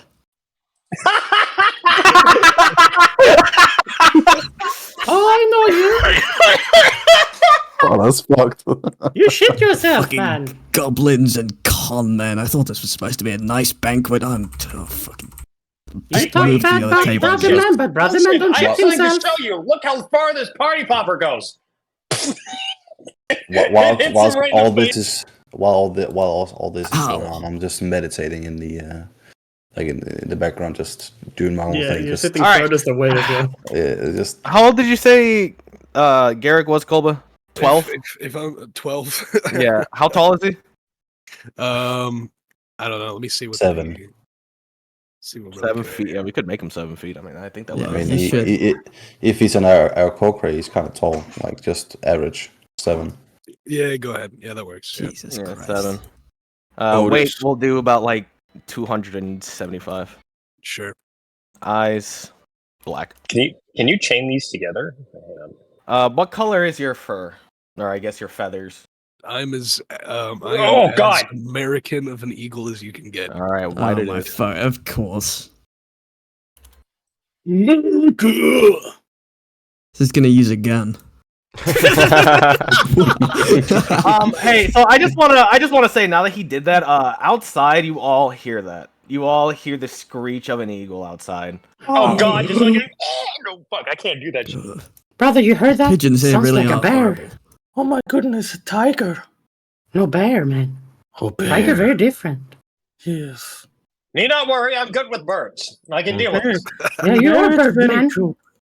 Bear is very cute. They got Hey, They got- don't leave without giving my brother his pasta. tiny little. You little shall have feet pasta. and My tiny voice is little- dying. Tiny little legs and tiny little stomachs, and it's just so cute.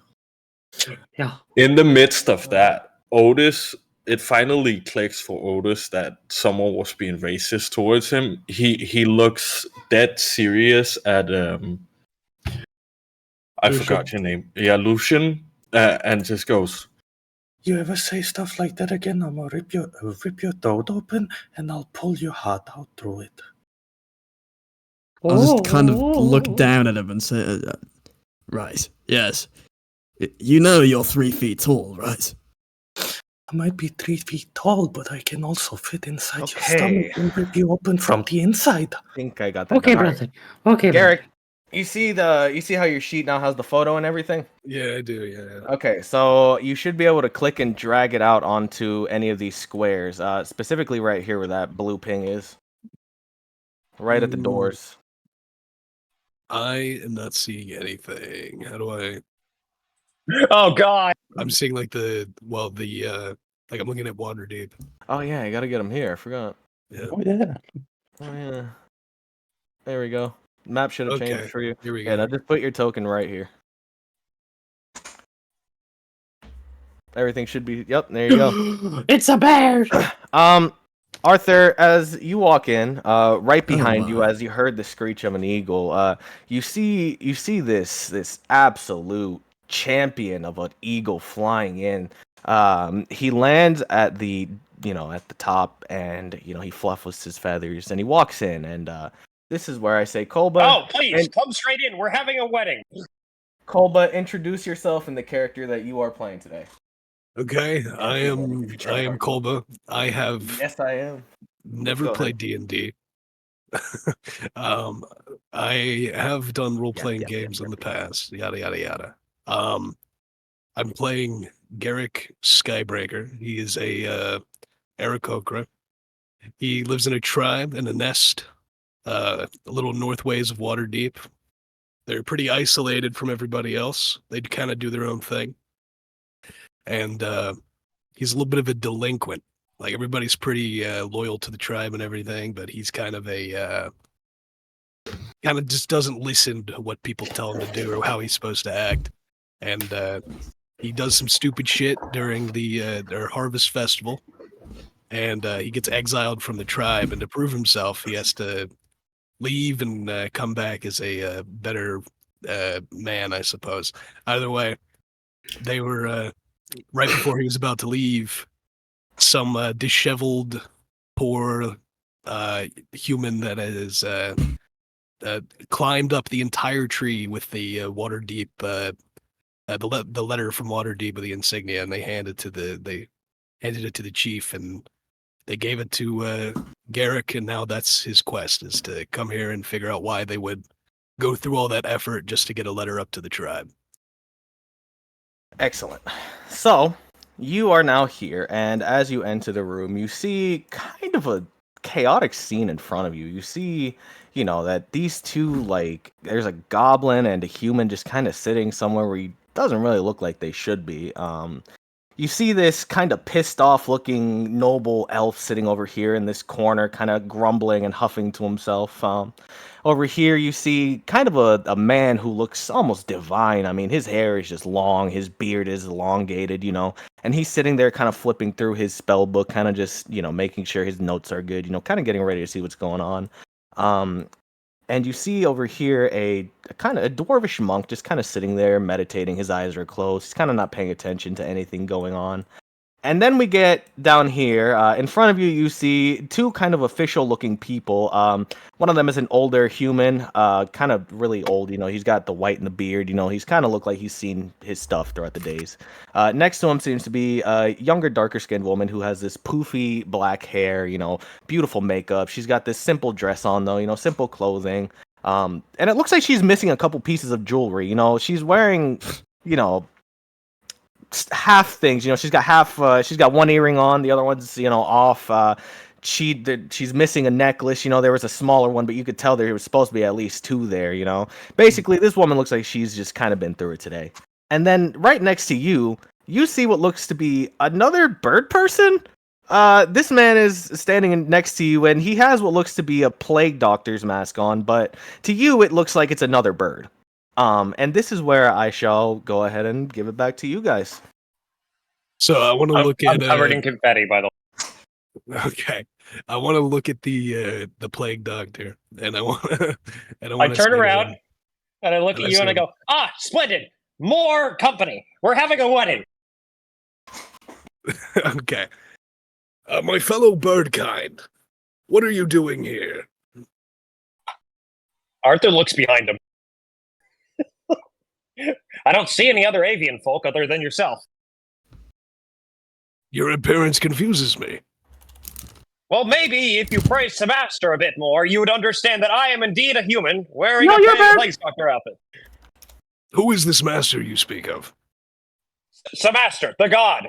Lich, the god. Listen, he is very great, and he gave me a divine word recently.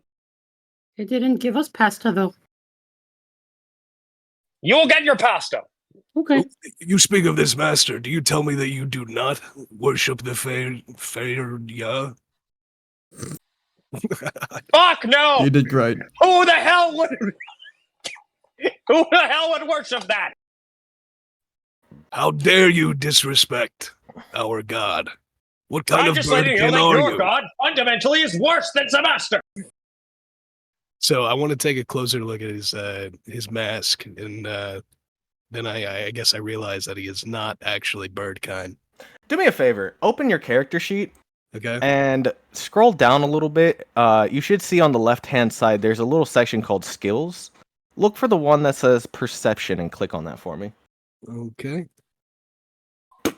Unfortunately, because of your critical fail, as you try to kind of look at his mask to discern, this guy is absolutely a bird person. You're 100% convinced. This guy has got to be a bird person. He is playing you for a fucking fool. He is absolutely trying. As he insults Samaster, by the way, like there's crackling energy at fucking Arthur's fingertips. You're gonna see the man turn behind you. He's gonna go, "Now, Arthur, this is not the time to lose your temper again. Not in front of Mefric. Please." Yes, I don't want to ruin the wedding. It's not a wedding, Arthur. Wait, it isn't? No, Arthur, this is a banquet for the coronation of the Open Lord. You have all Does been that mean invited. Otis is not getting married? No, he is not getting married. In fact, he might end up dead if he does not move from that seat immediately. Otis, the marriage isn't on. If you go back to your seat, you'll have pasta. I told you, if you sat where I told you, I'd give you 20 silver pieces. You are not doing good on your end of the deal right now. You didn't tell us where to sit. I'm gonna lean over the shoulder of the woman who just talked and I go like, you need to pull out a cake of pasta. Otis is still very focused on his fork in his mouth, trying to fiddle off his handcuffs with it. She's going to kind of like rub her temples together, you know, she's a little frustrated, and she's gonna oh goodness, a massive wedding cake that's with pasta, made of pasta.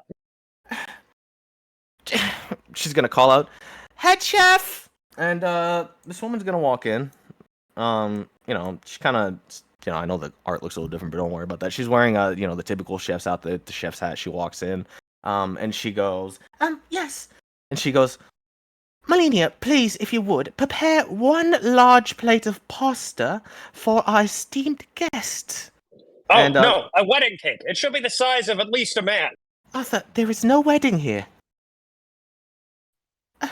Oh, Fuck fine. me for being festive. Oh, fine. Make it in the shape of a wedding cake if you could. And the chef is going to look very confused, and she's going to look at Arthur. Another instance of Arthur being Arthur, eh? Fine, I shall make it happen. I shall have it done in about 30 or so minutes. She'll turn around and walk out, heading back towards the kitchen, and the woman will yell back out, "All right, look, the woman is going to bring pasta to you, but she said you have to be seated in that chair." She points over to Arthur's going to do her solid. Arthur's going to do her solid. Walks up to these two. "Hey, guys. Come Hello, Batman." Otis. Oh, show you something cool. Otis still completely ignoring the world around him, trying to get off the handcuffs. Oh, cool. That means I can pick him up. Yeah, definitely. I pick him up and pull him over my head. All right, so you pick up this little goblin, and actually, as you pull him in a little closer for a sniff, you know, he's a little close to you, and you kind of get a whiff of him. Because he is really stinky. He's a stinky little goblin. You can smell it through your mask. You can smell it through your mask. He's a stinky It's a gas mask, though. How is that possible? He's a really stinky guy. No amount of flowers and perfume can. No amount of maskery can save you from this man's smell. This goblin, if you get too close, he's a stinky. Rather smell like flowers. Come with me. Come on. Oh, Jesus Christ. I mean, Am Master, wait, I can't say how that. how Yeah, how are how Arthur? How are you lifting me? Are you like holding him over your shoulder, or what's going on? I am picking you up underneath both armpits and moving you that way. Okay. So your like hands holding are a still stinky free to baby fiddle that's with your pooped. cuffs. Yeah. Yeah, I just wanted to make sure that you wasn't holding me over the shoulder, because if you did, I would accidentally stab you with the fork. Real quick, Cornelius, as you're sitting there looking at your books, you look up and you see this kind of older looking tiefling sitting across the way. And he looks over to you and he kind of gives you a wave and he goes, "Hello, old chum, how are you?" Alfred, dear friend, I'm well. Good to see I you see here. that my letter got you well. Oh, it sure did. I'm very confused on what's going on. Could you fill me in? Not quite at this time, but I just had how do I put this? I had an order from Mr. Mefrick to deliver the letter to you. What it held was really not of my nature to know. I was just given a task and I did it. I see. But I'm sure that whatever he has us here for shall be quite splendid. I mean, look at this divine feast in front of us. Of course. Only the best. Arthur, you look across to Cornelius just talking to, and you see this kind of older tiefling-looking guy. He's, his skin color's a little more paler than normal tieflings, and he's wearing this kind of like fancy suit. And you see that he also has a spell book like Cornelius's, but it's not as fancy as his. His is a little more simpler. You see that this guy clearly is a man of some importance. Sorry, I had to get close to look at him. As you approach, he kind of looks at you and he's just like, I just rotated the token, so I'm looking right at him. Hello, and you might be. Arthur J. Petticoat. Mr. Petticoat, I've heard much about you in the papers. You're quite the famous Semaster lover, so they call you in the streets. Lover? I am his prophet! Yes, that is neither here nor there. I'm glad that you have also found your way here. I've heard that your words are quite powerful, so I'm glad that the Open Lord has considered you for this divine feast. Right. He'll extend a hand. Kind of offering you a handshake. Is there disinfectant around or something? No. Shit. He's gonna pull out a white glove. He's gonna put it on. He goes, "Excuse me for 1 second." No, by all means. He looks over to Cornelius, a puzzled look on his face. I don't know either. There we go. Perfectly gloved up. Now, we'll shake your hand. And he's doing it very awkwardly. He doesn't know where to go in for the handshake. Yes, it's just like this, and he'll kind of clasp your hand and he'll shake it up and down. How outrageous! That's only something you do with lovers. I see. This is the wedding I was promised. No, this. You are quite an interesting man, Mr. Petticoat. I don't. Why don't you have a seat right next to me? I'm sure we can discuss. I would love to do that. However, a pointy-eared friend over there is very upset with me for some reason. Well, perhaps you should go and. As I notice he starts talking about me, I just kind of get up and start looking at something over here. Something about me talking about how he shit his pants.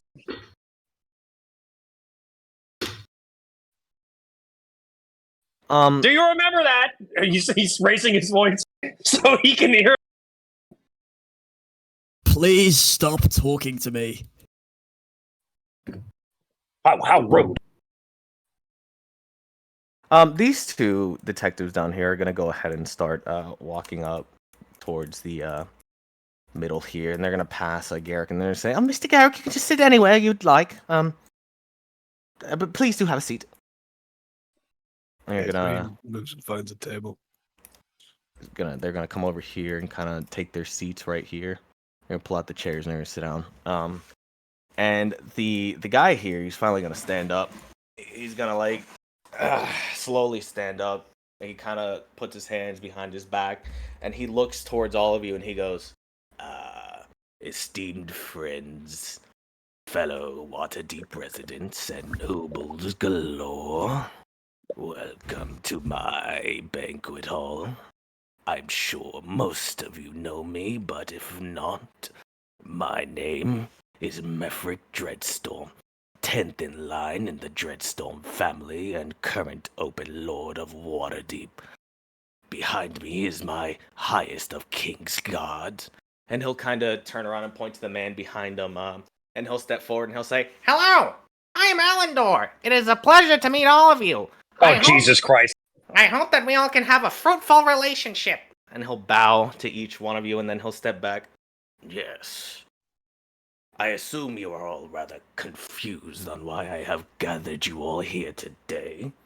And Arthur doesn't say anything, by the way, during all this. He's very fixated on the crown on his head. Yes, it's the same thing as I said earlier. You can see it. Although it's gold, you can still see those little phases of red here and there when he moves his head in certain directions. You know, his crown is clearly not exactly what it seems to be." Can I do an investigation check on it? You can, but yeah, go ahead. All right. So investigation, yeah. Yeah. Oh God. You absolutely cannot tell what the fuck is going on with that crown. Can I make an Arcana check? You can make an Arcana check. I actually don't have Arcana at all. Fuck me. God damn it. I thought I did. Just roll Well, with fuck you. I'll make an Arcana check. That is a 14. I don't know why it's rolling like that, to be fair. I gotta fix that. It's the same thing that happens sometimes where it's just on. Like, I set it up so I can do normal, but it's not doing that. Yeah, that's weird. Let me fix that real quick. Yeah, it's there. I don't know why it's doing that. No, mine's fixed. You know, like, I fixed it. Yours is, it's just not doing it. Weird. I'll have to look into that. With a 14, it's kind of hard for you to really tell what's going on. There's clearly something magical about this crown, but you can't quite place exactly what it is. All you can tell is that there is some kind of magic emanating from this crown. But it's neither good nor evil. You can't really tell. You can just tell that it's there. By some master's beard. And as you're focusing on him, he'll kind of look towards you and he'll go, "Whether you are all esteemed priests or wizards of the books, or perhaps maybe some more dastardly kind," he looks over to the goblin. He's still fiddling with the handcuffs. There is a reason why. By the way, if you two still want to make that sleight of hand check, you surely can. And I will tell you what happened. What? And he's just still going on. "I have gathered many of you here today, for with an 8, the fork just doesn't want to do. You can't even get it in there. With a 23, you are absolutely able to unlatch your cuffs, taking them off. Good, I'm gonna continue playing Five Finger Fillet while somebody listening. Joffrin, you hear the clacks while you're kind of listening to this guy. You hear the clacks of metal as his cuffs kind of come off. Yours, it was at advantage for some reason. It's always the first number when it's like that.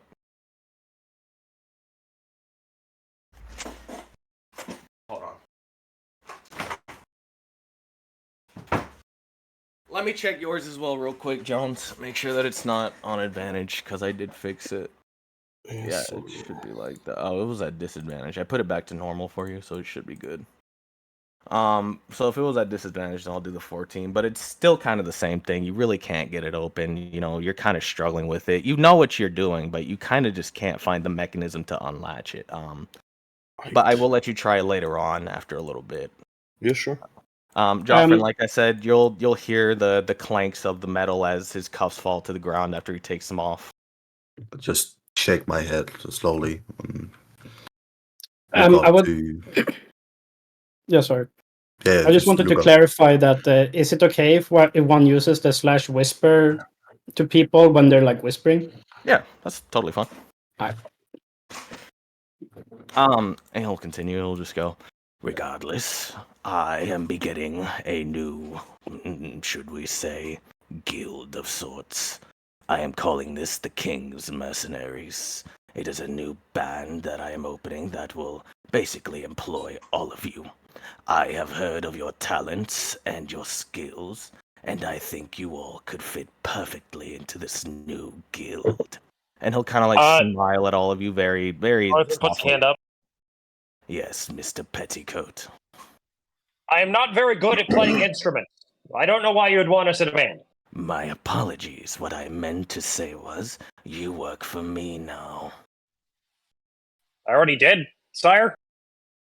On a more intimate level. Oh, I see. You Oh, He shall- wants you to I warm his see. bed. This is where the wedding bells come out. My goodness, you are lucky that you are a man of words. Regardless, as I shall continue to say, as you look around you, there are all many kinds of people here. But there will be two separate, should I say, mercenary troops. The first one will be, and he'll point to Cornelius, you three at that table, and then he'll point at Arthur, you, and then he'll point at Joffrin's table, you two, and then, very begrudgingly, he'll point at Lucian and he'll go, and you. Oh, God. Can I interrupt? Yes. So I stand up from sitting down and I look towards the Open Lord and I ask him, after years of isolation, why involve my tribe now? The Aarakocra have their uses because of their natural abilities to fly. This shall make it easier if I ever need a scout to go out and find something for me. You could always handle missions like that and guide your new band of friends. And you can show them exactly how Aarakocras are superior to the human race. And he'll smile as he says that. Nothing is more superior than the power of Samaster. Absolutely. Praise Samaster, my boy. Oh, you want me to do it now? No. I'm going to give a very judgmental look to Arthur. He's gonna kind of turn his hand to the guy behind him again. For you lot, this shall be your main point of contact. As I said, this is my most prestigious King's Guard. He will be the one assigning you tasks and many missions and things that I need to be done. Do not let him down or me, or you shall find yourself in a place you do not want to be. I think Now- Owen would raise his hand and say, excuse me, big man, big man, big man. What? Why are we working for you again? Would you prefer that, or to sit in my jail cells for the next 20 years? I would consider this treason should you turn and leave now. Huh. While fiddling with the. I am offering you freedom. What about money? Oh, money there will be. You had need no worry for that. Okay. As a matter of fact, I want to set this as a sort of competition, so to say. While a few members are not present for the second group, I do have the, representative of our second group here today. And he'll point over to Alfred, and Alfred will stand up and he'll bow and he'll be like, yes, I shall be leading this second group, and we shall be handling more diplomatic concerns and things of that nature. Now, while I don't expect you all to deal with too many foul things, it might very well be possible that we may have to work together in the future. If such, I am Alfred the Knowledgeable. I am a sorcerer. I have studied for a long time under our dear teacher. And I have now found myself in the company of Mr. Dreadstorm to make a nice little bit of profit. Over here is my assistant and my number 2. He'll point over to the other table.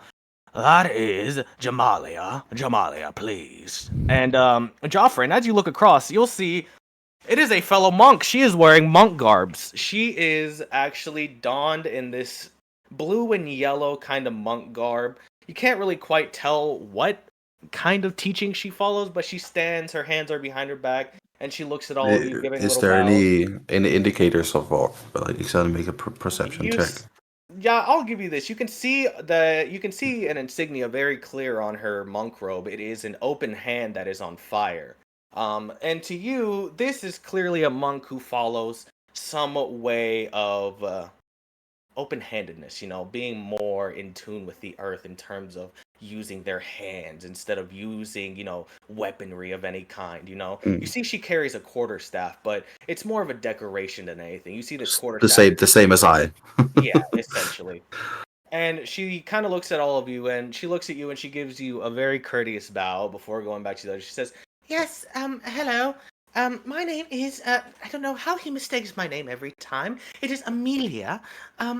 I have worked for Mr. Arthur for the past 5 years now. We both started under the company of Mr. Dreadstorm around that time. We have helped Mr. Dreadstorm with many, diplomatic problems in recent times. And I assure you that we will try to stay out of your way, but there may be a time we may need your help. So if we do expect to hear from us. There are about 2 more with us, but they are not here at the moment. They sadly had to handle business in a town nearby, but that's neither here nor there. I hope that we all work well together. Can I like check if she's worried about her friends or whatever? Let's get an insight. Anybody who wants to make an insight check, you can right now. All right, I'm making an insight. 16. With the 16, you can see that she is a little nervous. Clearly that there's something that she is thinking about that, is kind of distracting her from this whole thing. She's a little concerned. Oh, and with a 19, you can see that she is sweating. She is sweating. She is nervous. She sits back down and kind of quickly adjusts herself, and she picks up her like wine glass, and you see that her hand is a little shaky as she takes a drink and sets it back down. And Mefric will just look at all of you and go, "Yes. Now, while that is all nice and well, those are about as many introductions as you get, for unfortunately I do have work for you lot." Well, Lucian kind of raises his hand and says, I think there's been some kind of mistake. I feel diplomacy is much more my forte. I think you might have chosen me for the wrong group. Your uncle is going to shoot you a look. He is going to glare daggers into you. Mefric is kind of going to look over to you and say, "I do not want to hear anything from a disgraced noble. You bring shame to the nobility of this town. You shall do as I say, or face your time in the cells. Take your choice." Good God. Owen giggles and Well, says, all right. "Pussy man." He's gonna kind of sit back down. He's gonna say, "I'll brief them on what they need to do." Right away. He's kind of gonna step around the table, and he's gonna step up to the front, and he's gonna pull out this scroll. When he opens the scroll, it actually starts going for a bit, actually going down the stairs, and then stops like right around here. This is clearly a very long piece of paper. Jones, with the 20, your handcuffs fall off.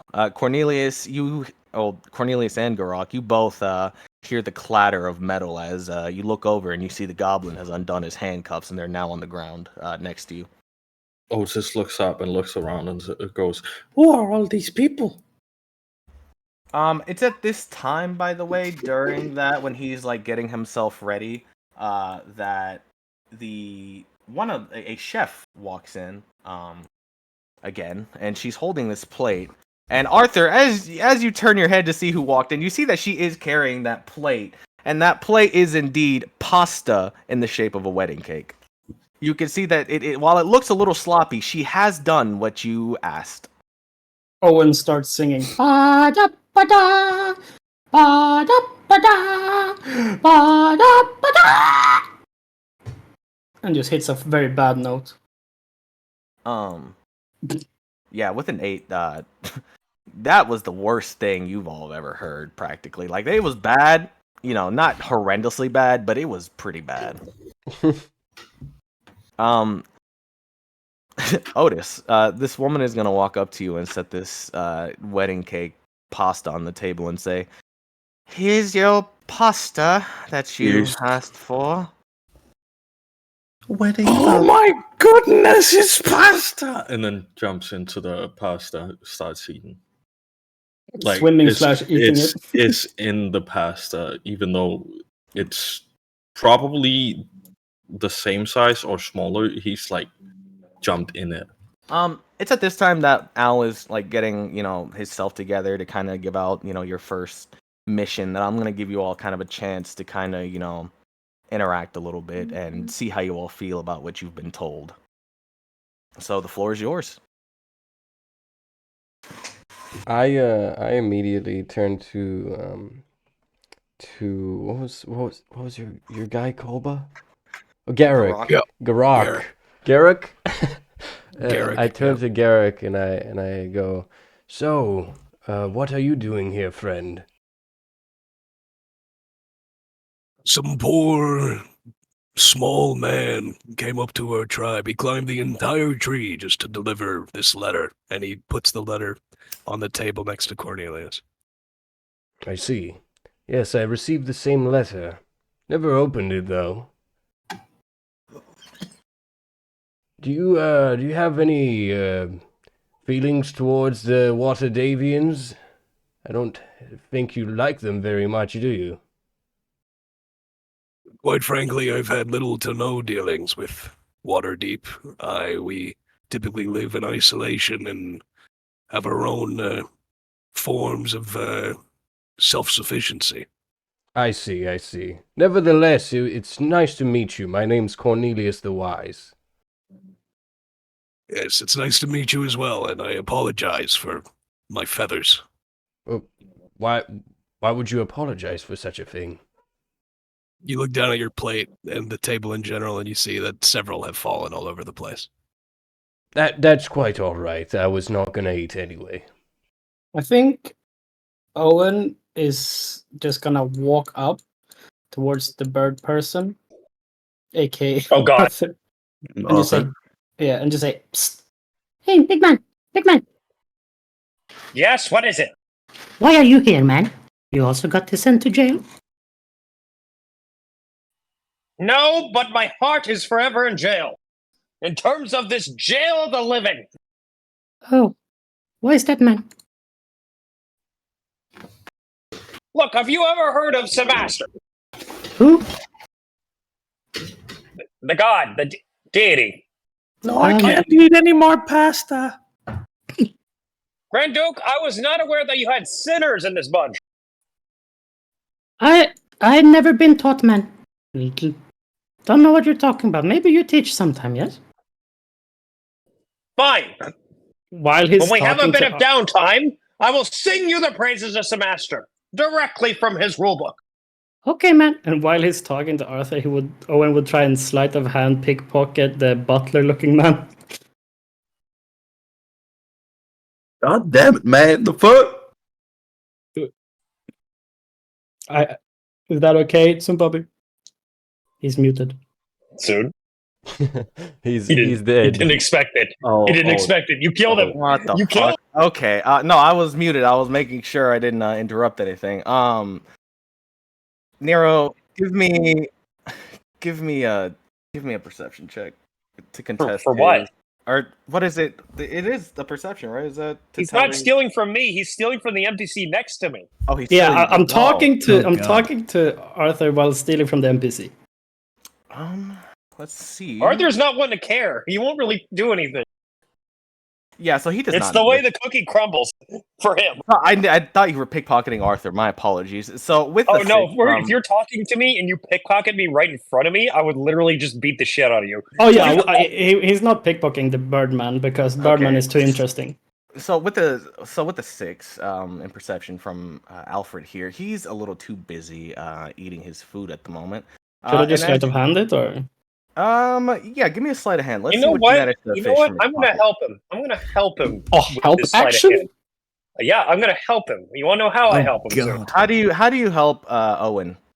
I will distract this man with words of Sebaster while he's eating, so that he has less cognition to himself getting his pockets picked.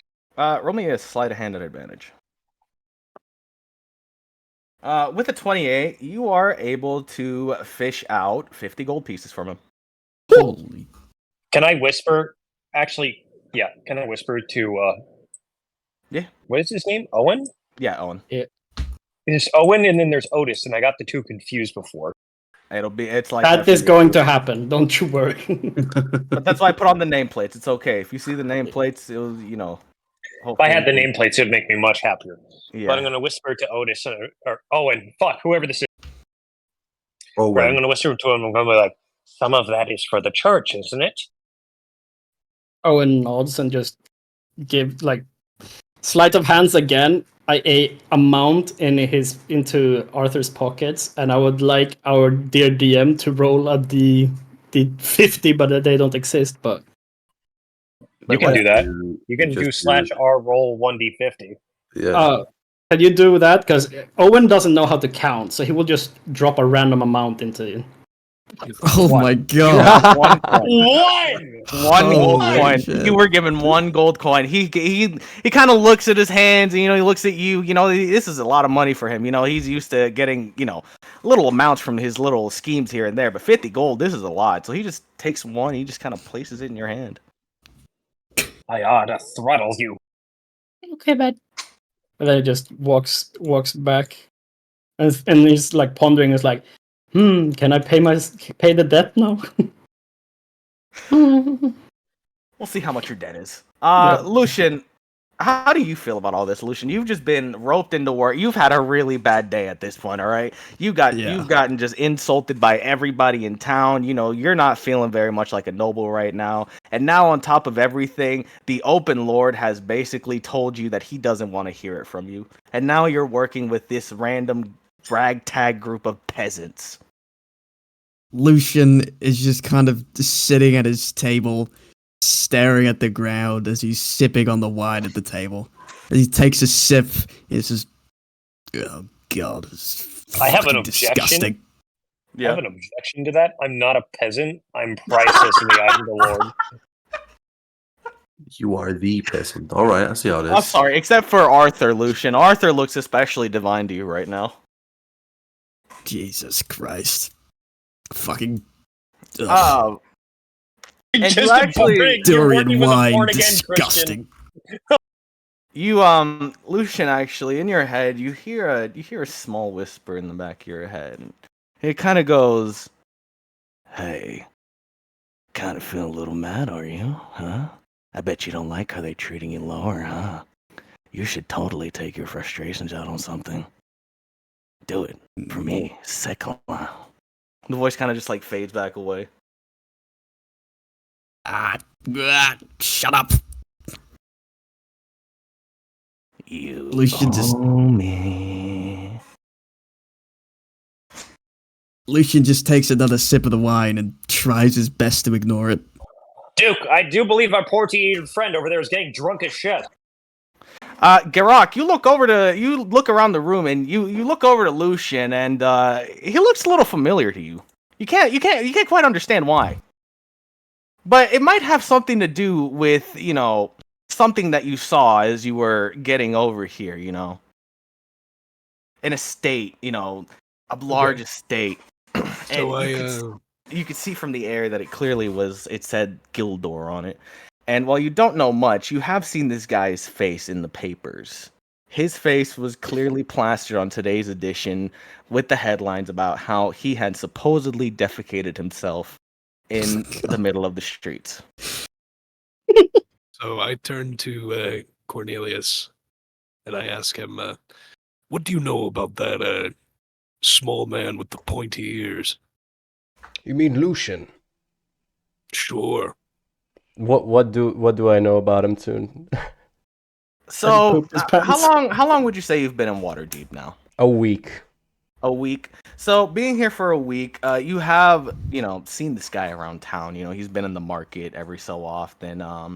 But when you first saw him, he had kind of looked a little disheveled, kind of like he'd been through some shit. But after about a day or so, he kind of looked, at people with this kind of like look of disgust. But he would still go about his day, doing this or that. And you kind of know that he does have an estate in this town, and he does have a family who is sort of nobility.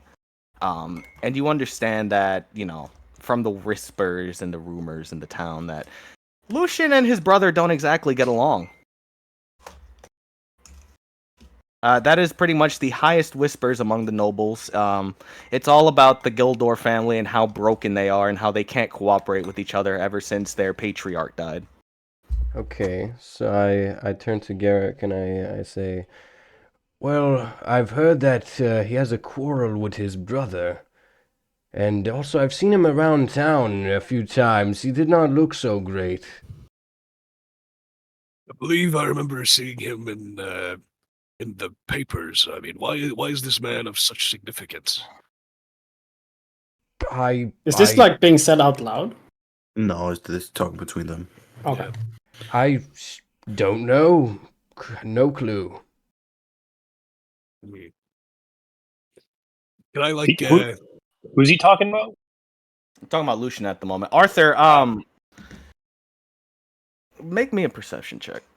I want to see if you can hear the conversation going on across. I don't want to hear the conversation. Oh, you don't want to hear it? Okay. Then you just blissfully ignore it, going about your time there. God. As the two are talking, Lucian just downs the rest of his glass, and then he suddenly swaps the empty glass out for the full one next to him. Okay, so I'm gonna fly over to I'm gonna get up very quickly, and I'm just gonna fly over to Lucian, and I'm gonna get right in his face. Jesus Christ. Holy shit! Did you need something? You got this big American eagle just looking at you in the face currently. Also heard a bald eagle screech in the background. Owen is gonna fall off his chair seeing that a bear just flew. Okay, now I can't not notice that. That's kind of a disruption. Good God. I look him dead in the eyes very seriously, and I just ask him, what quarrels you? What quarrels me? I have no quarrels to speak of, my friend. God, you scared me. You drink like a drunkard, and you hide your face. Who are you? Do you need something? I read in the paper that you shat your pants.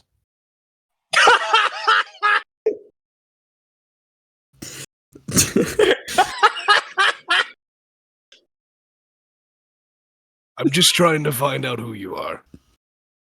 Lucian just kind of stares at him and just looks extremely just broken. And he just looks away and he takes another sip from his wine. Listen to me. I am not from here. I do not understand. But for your face to be plastered all over the papers, you must have some sort of significance and reason for being here in this hall. Look, there's a sun shower. It's really not your business. Could you just leave me alone? If there's we're going to be shower confetti. God. If we're going to be working together, you hear noise popping from behind you. Just go as I shower with confetti. Right. Oh dear friend, it looks like you fell over in your seat. Here, let me help you up. You are a bastard. Why will you not just leave me alone, you pathetic little fucking disgust? Oh, I hate you. I hate you so because much. We're best just friends. Get the fuck out of here. You're my best friend. So I have no idea who you are. Will you just leave, both of you fucking bird people? I just realized you're getting assaulted by both the bird people at once now.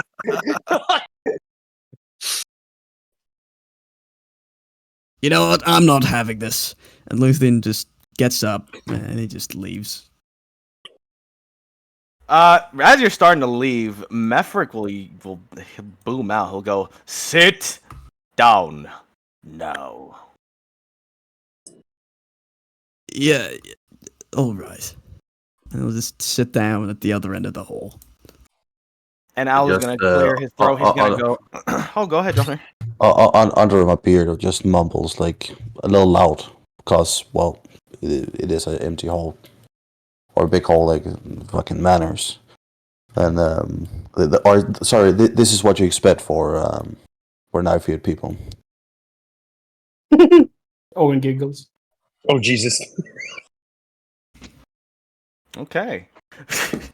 So I wanted to ask, Joffrin, you being a wanderer, mostly, I guess, sort of to say a nomad. You have just came into this town, just kind of, passing by, and apparently the whispers about your temple and how great you all were so magnificent to hear that, the king himself requested that you join him at this banquet, and now here you are surrounded by what looks like a bunch of, different individuals, each with different personalities and shapes and sizes. So as a wandering person who really has never been put in a situation like this, what is Joffrin thinking right now? He's like he feels out of place, just not normally around people or interacting with people. So he's just there, being awkward and getting drunk, like with shit manners because I'm a dwarf compared to the rest of the people. So the halfling across the way from you has kind of just been watching you for the most part. She's kind of just been drinking her wine kind of nervously, but still kind of giving you a glance every so often, and kind of feeling a bit lonely at the table. She gets up and she kind of like little quick paced walks over there and sits down next to you, and she's just like, Nevis? I don't know what to think of this. It's very much different than what we are used to compared to our humble homes, I will say. I was not quite used to it myself at first. But it gets easier. Just give them a chance, I think. I guess I have to. Not really one for going far from the hills and all that. Well, you are one of, good ways. We are good natured. That's what we monks do, right? Some do that, yeah.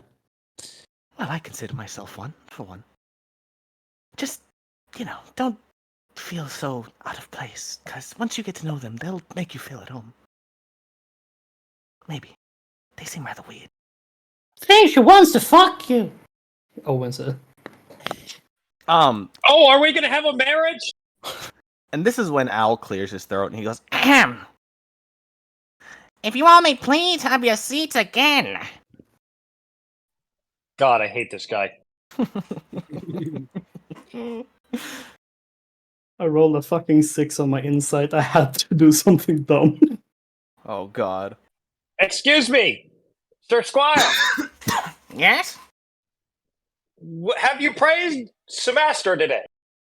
No, I praise Ilmater. Oh, Oh, that's why your balls haven't dropped. I'll have you know, good sir, that I am an esteemed king's knight, and I will not take such disrespect. Can I do a religion check on... Your voice is an affront to God. I cannot help that all of my wonderfulness went to my fighting prowess. Jesus Christ, you need to stop. I'm losing my shit. Yes, Cornelius, you can make a religion check. On, what are you trying to... to see if I know who Ilmater is, or what he said? Yeah. Not one, and you believe it's the god of pasta. Fuck. I actually meant to say Lathander, my bad. Lathander is the god of light. That's pretty much it. Why do you do this to me?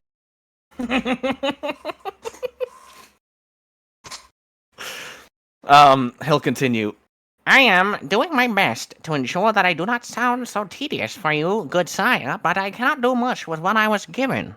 Now, as I was saying, your first assignment is a bit of an odd one. We, as you all... Sir, what are you doing? He points at Otis. We. He points to Owen. You seem to understand him more. Can you please get him to sit? 10 gold pieces. Fine. I suggest you cough up. Okay, I go sit. Owen walks up to get the gold. He'll begrudgingly hand you 10 gold pieces. Oh Owen my nods god! with a He got smile. fucking robbed! And He as he got walks robbed! as he walks back, he smiles with a grin towards Arthur and say, See? Not only pasta god gets money. There's a pasta god? I would surely hope not. I mean, actually, technically, if you look at things objectively, there's a thing called the flying spaghetti monster theory. I mean, yes. So, I mean, hey, you know, could make it happen. Who knows? We'll see, though. You know, if these two praise it long enough, who knows? I mean, theoretically, what that theory speculates is that there is a giant spaghetti god somewhere out in the universe, and you can't tell me no. That is what Otis thinks is Semester. Semaster is the flying spaghetti monster theory. Yeah. He thinks you're saying pasta. And he's like, it's pasta. It's a pasta. Yeah. Does that mean that he's technically a convert soon? I mean, probably not. Yeah, D100. not. Well, actually, no. you know If he believes in the flying spaghetti monster, if he believes in the flying, he thinks that's what he thinks you believe in, or Arthur believes in. But you've also literally been obsessed with pasta this whole session. So yeah. So would you? Because he gets hungry from thinking about pasta. But you've chosen pasta as your meal. Oh, Yes. I think Kinda weird. I think he's on the way. I think he's on the way. First steps, baby steps. The thing about the Doyles is they basically get a obsession that will basically, I think, last a session, and then something new will happen next session. I think, yeah, but it could definitely have happened that he could have converted into the. Well, you know, with this little fate roll here, it's not entirely a thing, but I would say that Otis would have a sort of working theory about Semaster. To him, Semaster would be envisioned as a plate of pasta for now. Now, of course, that can very much change depending on what happens. But for now, I will say that I think the general idea to put is that there is now a version of Semaster that lives in his head that is just pasta. So whenever he hears Semaster, it could translate to pasta, if he chose. That is what I've been doing all this time. Yeah, so that's pretty much how it continues. Until eventually, if he keeps doing it... Another successful convert! Right. Now, if I may continue, your first job is not anything simple by any means, and we're sorry to put you in this situation, but we don't really want to use, and forgive us for saying this, but we don't want to use the WBI. We have other matters we need you to look into. And they'll both kind of grumble a little angrily over there. Recently, we, as you've all read in the newspapers, we've had a murder happen down at the docks, and it's been quite, an interesting thing from what we've gathered. It wasn't me. Thank you. Yes, we know. The harbor master, was found in his office, dead, with no real signs of how he died. He's just there in his chair, lifeless, unbreathing, eyes closed. But the thing that was weird about this is that the man was missing his keys and are scheduled for the docks, which is odd to us. But we also found what looked to be, a red skull and crossbones, on his desk, which, if any of you, know, these are the marks of the Devil's Pirates. The Devil's Pirates are a band of pirates who have been flying under the Pirates Guild flag, not an official guild, by the way, and they have been causing trouble all throughout the Sword Coast recently. Now, we haven't been able to track them down yet, but we have heard that they are close by. We don't know how close, but they are close enough to potentially cause havoc. Now, we have a very important shipment coming in soon that we absolutely do not need to be stolen. We suspect this is what they are after. We believe they may be after this shipment that we shall not disclose at this time. We need you to go out and figure out if the Red Devils had anything to do with this, and you need to bring us back at least either the first mate or the pirate captain, so that we may interrogate them and see what their ulterior motives is. Ah, a kidnapper. No, not a kidnapping. They have committed a foul crime. Now, while we are not 100% sure if it was them, their mark was left at the docks. Whenever they do something, they always leave a mark, which is why we believe it may be them. Now, it is on you to go down there and investigate. We do have somebody who was working the night it happened. His name is Nino.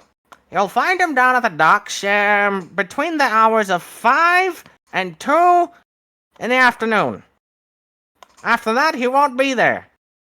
The WBI may assist you with this case if they have time, but if not, it is on you to find out what exactly happened at the docks. Are there any questions? Owen raises his hand. Yes. So you want us to kidnap pirate men? If you find sufficient evidence to, implicate them, I want you to arrest them. For you are now King's mercenaries, meaning you have some sort of government power. Okay? Meaning you can do official arrests. You have more authority than the guards in the city, but not more authority than the WBI. Their word is final. Oh, that means I can jail Remington, yes? No, you cannot jail one of the city guards. We need them. All of them. Owen clicks his tongues and sulks, but is silent. Anybody else have any questions? Otis raises his hand. Yes. Are these pirates perhaps sinners? That is to you to determine. He points to Otis. Yes. Where is the shipment? I cannot disclose that at this time. How do we find the shipment? You are not responsible for finding any sort of shipment. You are responsible for finding evidence of who committed this murder. And you are responsible for bringing the person who did this to our custody. Okay, third question. Yes. Who did the murder? Oh my god! He is quite the funny one, isn't he? I think I like that one. That one is quite good. You'll hear the woman at the table perk up and say, I think he's quite swell. I think he's a genius. Get to the bottom of it immediately. I believe that is your task. I think Owen would look to Joffrey and ask him, What do you think we should do, man? I mean, we've been asked to go down to the docks and talk to this fella, I guess. But if they're gonna steal shipment, why we not lay ambush for them? Why they not tell us what the shipment is? I've just come here, so I'm not sure what I'm really doing here yet. Okay. Owen shrugs and just waits.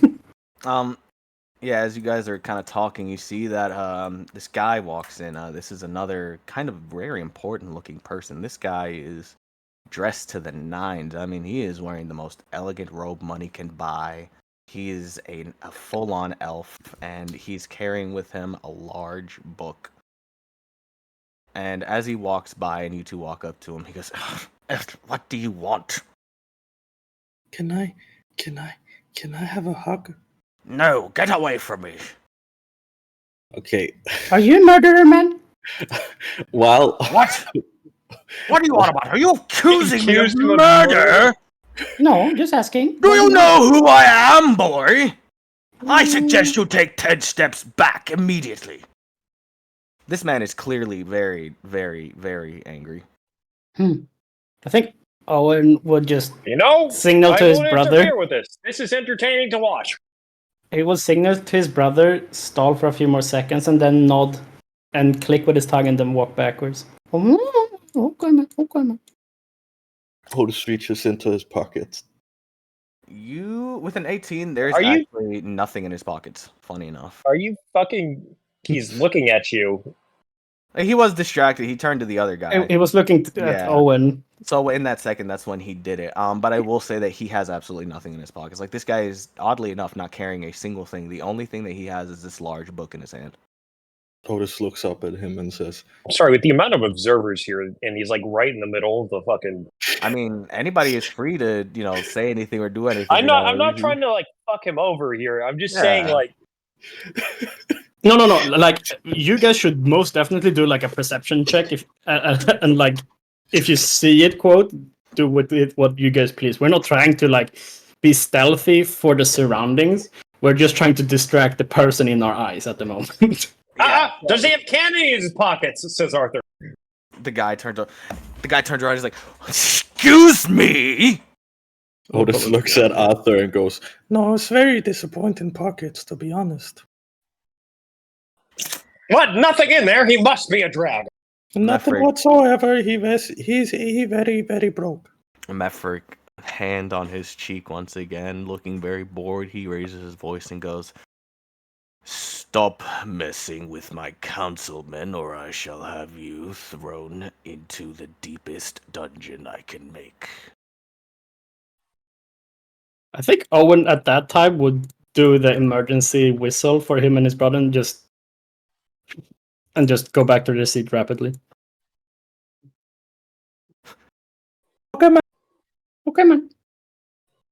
He'll continue walking up, and he'll hey, this guy actually is sitting down right next to Mefric.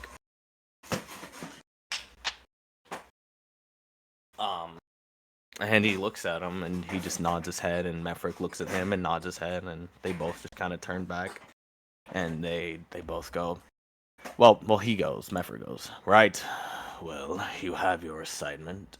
Unless you have any questions, you all can now leave." Oh, I think Owen actually gonna raise his hand one last time and ask, so who is in charge? That is for you to decide, not me. Huh. Cornelius says, I think we should vote on it. Well, I think voting is for morons. Otis, I am of instantly nobility, votes I for should the be in dwarven monk. charge. It's that simple. Otis yells out, "Shut up, man!" to Lucian. I think you'll be in charge once you stop shitting your pants in front of people. Right. Well, that never happened. And you are a delusional maniac that believes in a false god. I don't care about your opinion False either. God! False God! You take that back right now. He doesn't take back. He doesn't seem upset with you calling him a delusional maniac. Owen votes for He's dwarven no man. god, it's just some lich. He's not just any lich. He is the smartest, most scientific deity that's ever existed on this plane of existence. You take If that you back say right so. now, or I'll have your throat. Can I have my throat? Oh, that's very gruesome. My. 10 seconds. I mean, I'm not taking anything back. I meant it. So be it. He pulls up his hand. He sees preparing for a spell. If anyone wants to stop him, they can. I think at this point, can Otis take one of the knives from the table and like throw it like so it sticks to the rock like right in front of Arthur? That is a sleight of hand check. Yes, sir. I think it's just a roll and hit. You know what? Yeah, roll the hit. Roll the hit. Just give me a roll to hit. Just click on It's your. It's directly in front of me. Yeah, so It's just not click hitting on me. your. Let's see. You are going to click. Actually, on... you could try and hit Arthur. Go ahead, Right. throw it at Arthur. You're going I to. don't think he wanted to. I think he wanted to throw it in front of you. So we're just going to use your just land in dagger. front of him. We're gonna use your dagger since you are throwing like a knife, pretty much a small like cutlery knife. So just go ahead and open your sheet and click on the dagger and and let's see what happens.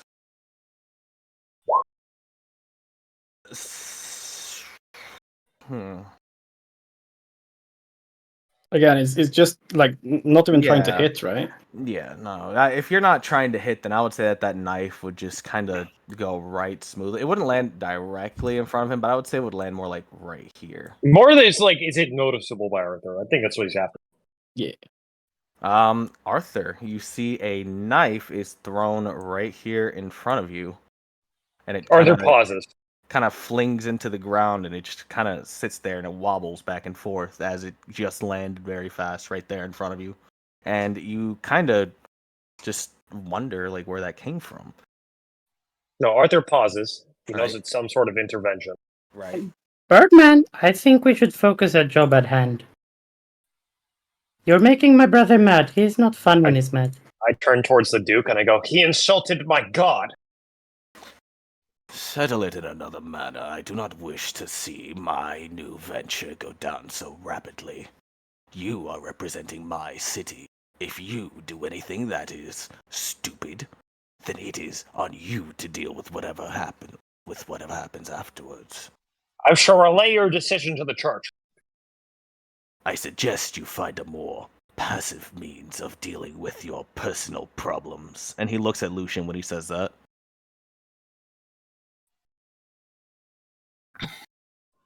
Arthur returns to his seat. The energy dissipates from his hands. I shall say this once I more. also gave Arthur some really fucked up spells, so Fantastic. I shall say Otis. this once more. Unless there is anything else you need, please enjoy your meal and then do find yourself headed out to work. Otis with a dead serious face goes, All right, so let's do vote. The king is actually going to sit up and put like his hands together and watch to see how this diplomatic moment goes. And you're gonna see the man next to him is gonna open his book and he's gonna pull out a pen. And he's just gonna start writing things down. Well, Brother I man, vote who for you vote for? myself, obviously. Okay. Guy alone in the bottom of the room. He votes for himself. Okay, bye-bye. Brother, who you vote for? Otis looks around and like studies everyone like as good as he can, and then looks at Cornelius and like gives him like a weird look, like a kind of suspicious look, and he's like, I vote for that man. Oh, I'm quite surprised actually. Thank you, I guess. I vote for Arthur J. Petticoat. for Good what? God. What are we voting for? Really? For voting leadership. for a leader. Lord. For leadership. Oh shit! Obviously, we're You've not met the allowed man, have you to. not?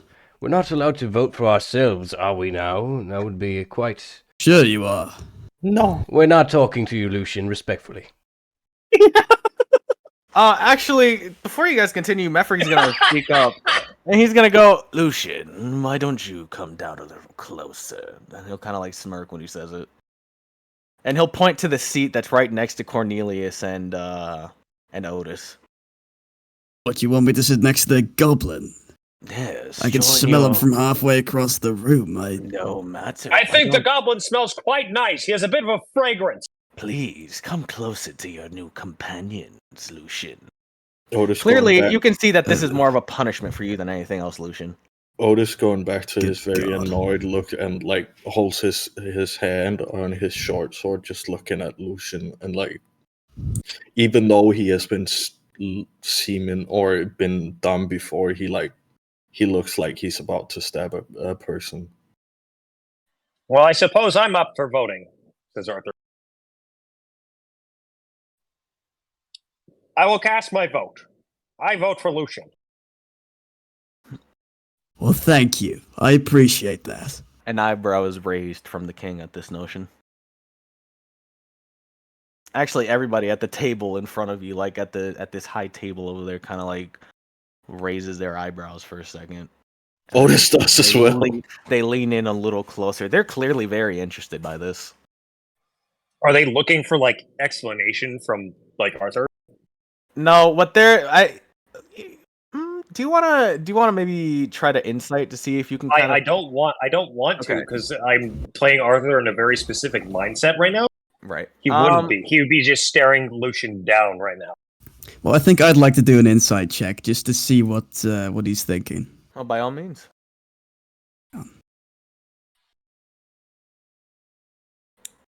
Are these insight checks I'm seeing here? Yeah. No. No, for me, I did an insight just to see how much I want Owen to pick up. Not necessarily like looking for any answers. You can see that these guys clearly, they are kind of interested in how this diplomacy plays out. They clearly want to see how well this experiment goes. They see this sort of as a form of entertainment. Well, with those rolls, unless they're looking him dead on, they won't be able to tell anything. Thanks to the math. Minus an insight as well. Well, Owens was for the council, I believe, so that was the council's general response, and that is about the most you'll get when it comes to checking out the council. Yeah, Owen just walks up to his brother and talks in their brother fucking thief tongue. How you cast comprehend languages? Can't comprehend that. You cannot actually comprehend Thieves' Cant. Yeah, Oh, wow. Because Thieves' Cant is a bunch of like jarbled, mixed up words. Like it's basically mixing up phrases. It's but like Pig Latin, which doesn't classify as a language. Yeah. Yeah, it's it literally sounds like. Yeah, that's what it pretty much sounds like to you. Yeah, basically. Okay. But I'll tell you guys, like, I don't care. I'm telling him, I think we should vote for the elf because the king and his people don't seem to like him, and fuck royalty. Otis just looks at Owen and goes, "No." Owen nods and then goes back to his seat. Well, my vote is done. I vote for Lucian. Lucian, Who is next? could you vote for someone other than yourself? Vote for someone other than myself. Yes. God, could I? Jesus, I'll vote for the dwarf. I'll look up from my slumber or my meditation just again. Why are we voting?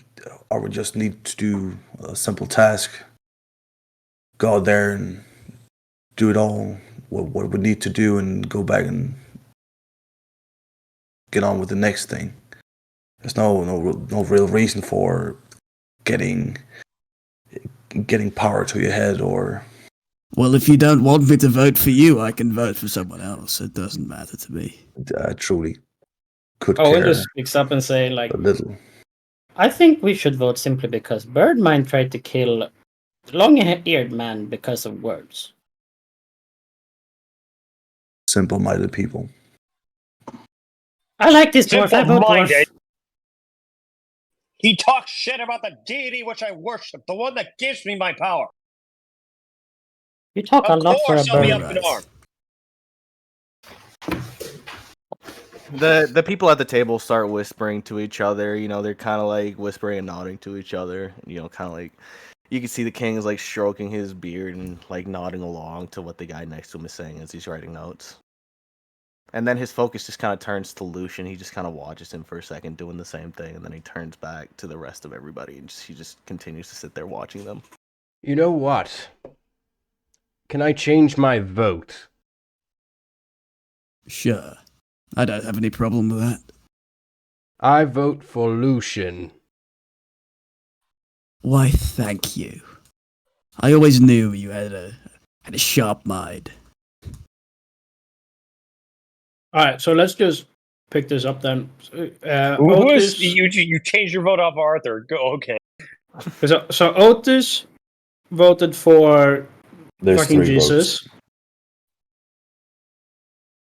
Is it 3 2 votes votes right for now? Lucian right now. Yeah, it's 2 votes for Lucian, 1 vote for Cornelius. Okay. Did Owen vote for the dwarf? Owen voted for Dwarfman. Yeah. Joffrin and Garok are the last two that are up, if they want to, at least. Well, If I've not, it just not kinda- given my vote because I don't trust him. I So suppose Joffrin I here was will insane. put my vote out then. I do not trust the man with the long ears.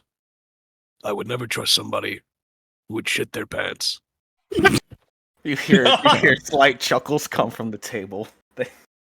Therefore, Well, that I never place my happened, vote but- on Cornelius. Right.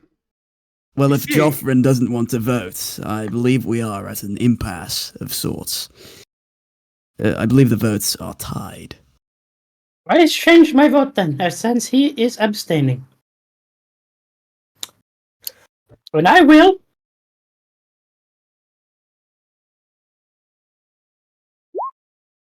I vote for Jesus-looking man. Well, you voted for him before, did you not? No, I voted for dwarf. Now I vote Jesus. All right. All right. Well, congratulations then. I thank you all for your votes. I look forward to being your leader in these hard times. Could we go now? Before you actually start to leave, the Mefric will speak up. Will say, "Come here, Cornelius." Okay. Just go up to him. Yes. He'll snap to the guy next to him, and the guy will open his coat, and he'll reach inside, and he'll pull out this sort of badge-looking thing, and he'll place it on the table, and he'll slide it to you, and he'll go, If you are leading them, then you shall need this. This is your pass to get into places you need to be, so to say. We are only handing it to your leader. Okay. Well, I suppose you. Well, you are officially now basically lead detective in a way. I will take it humbly.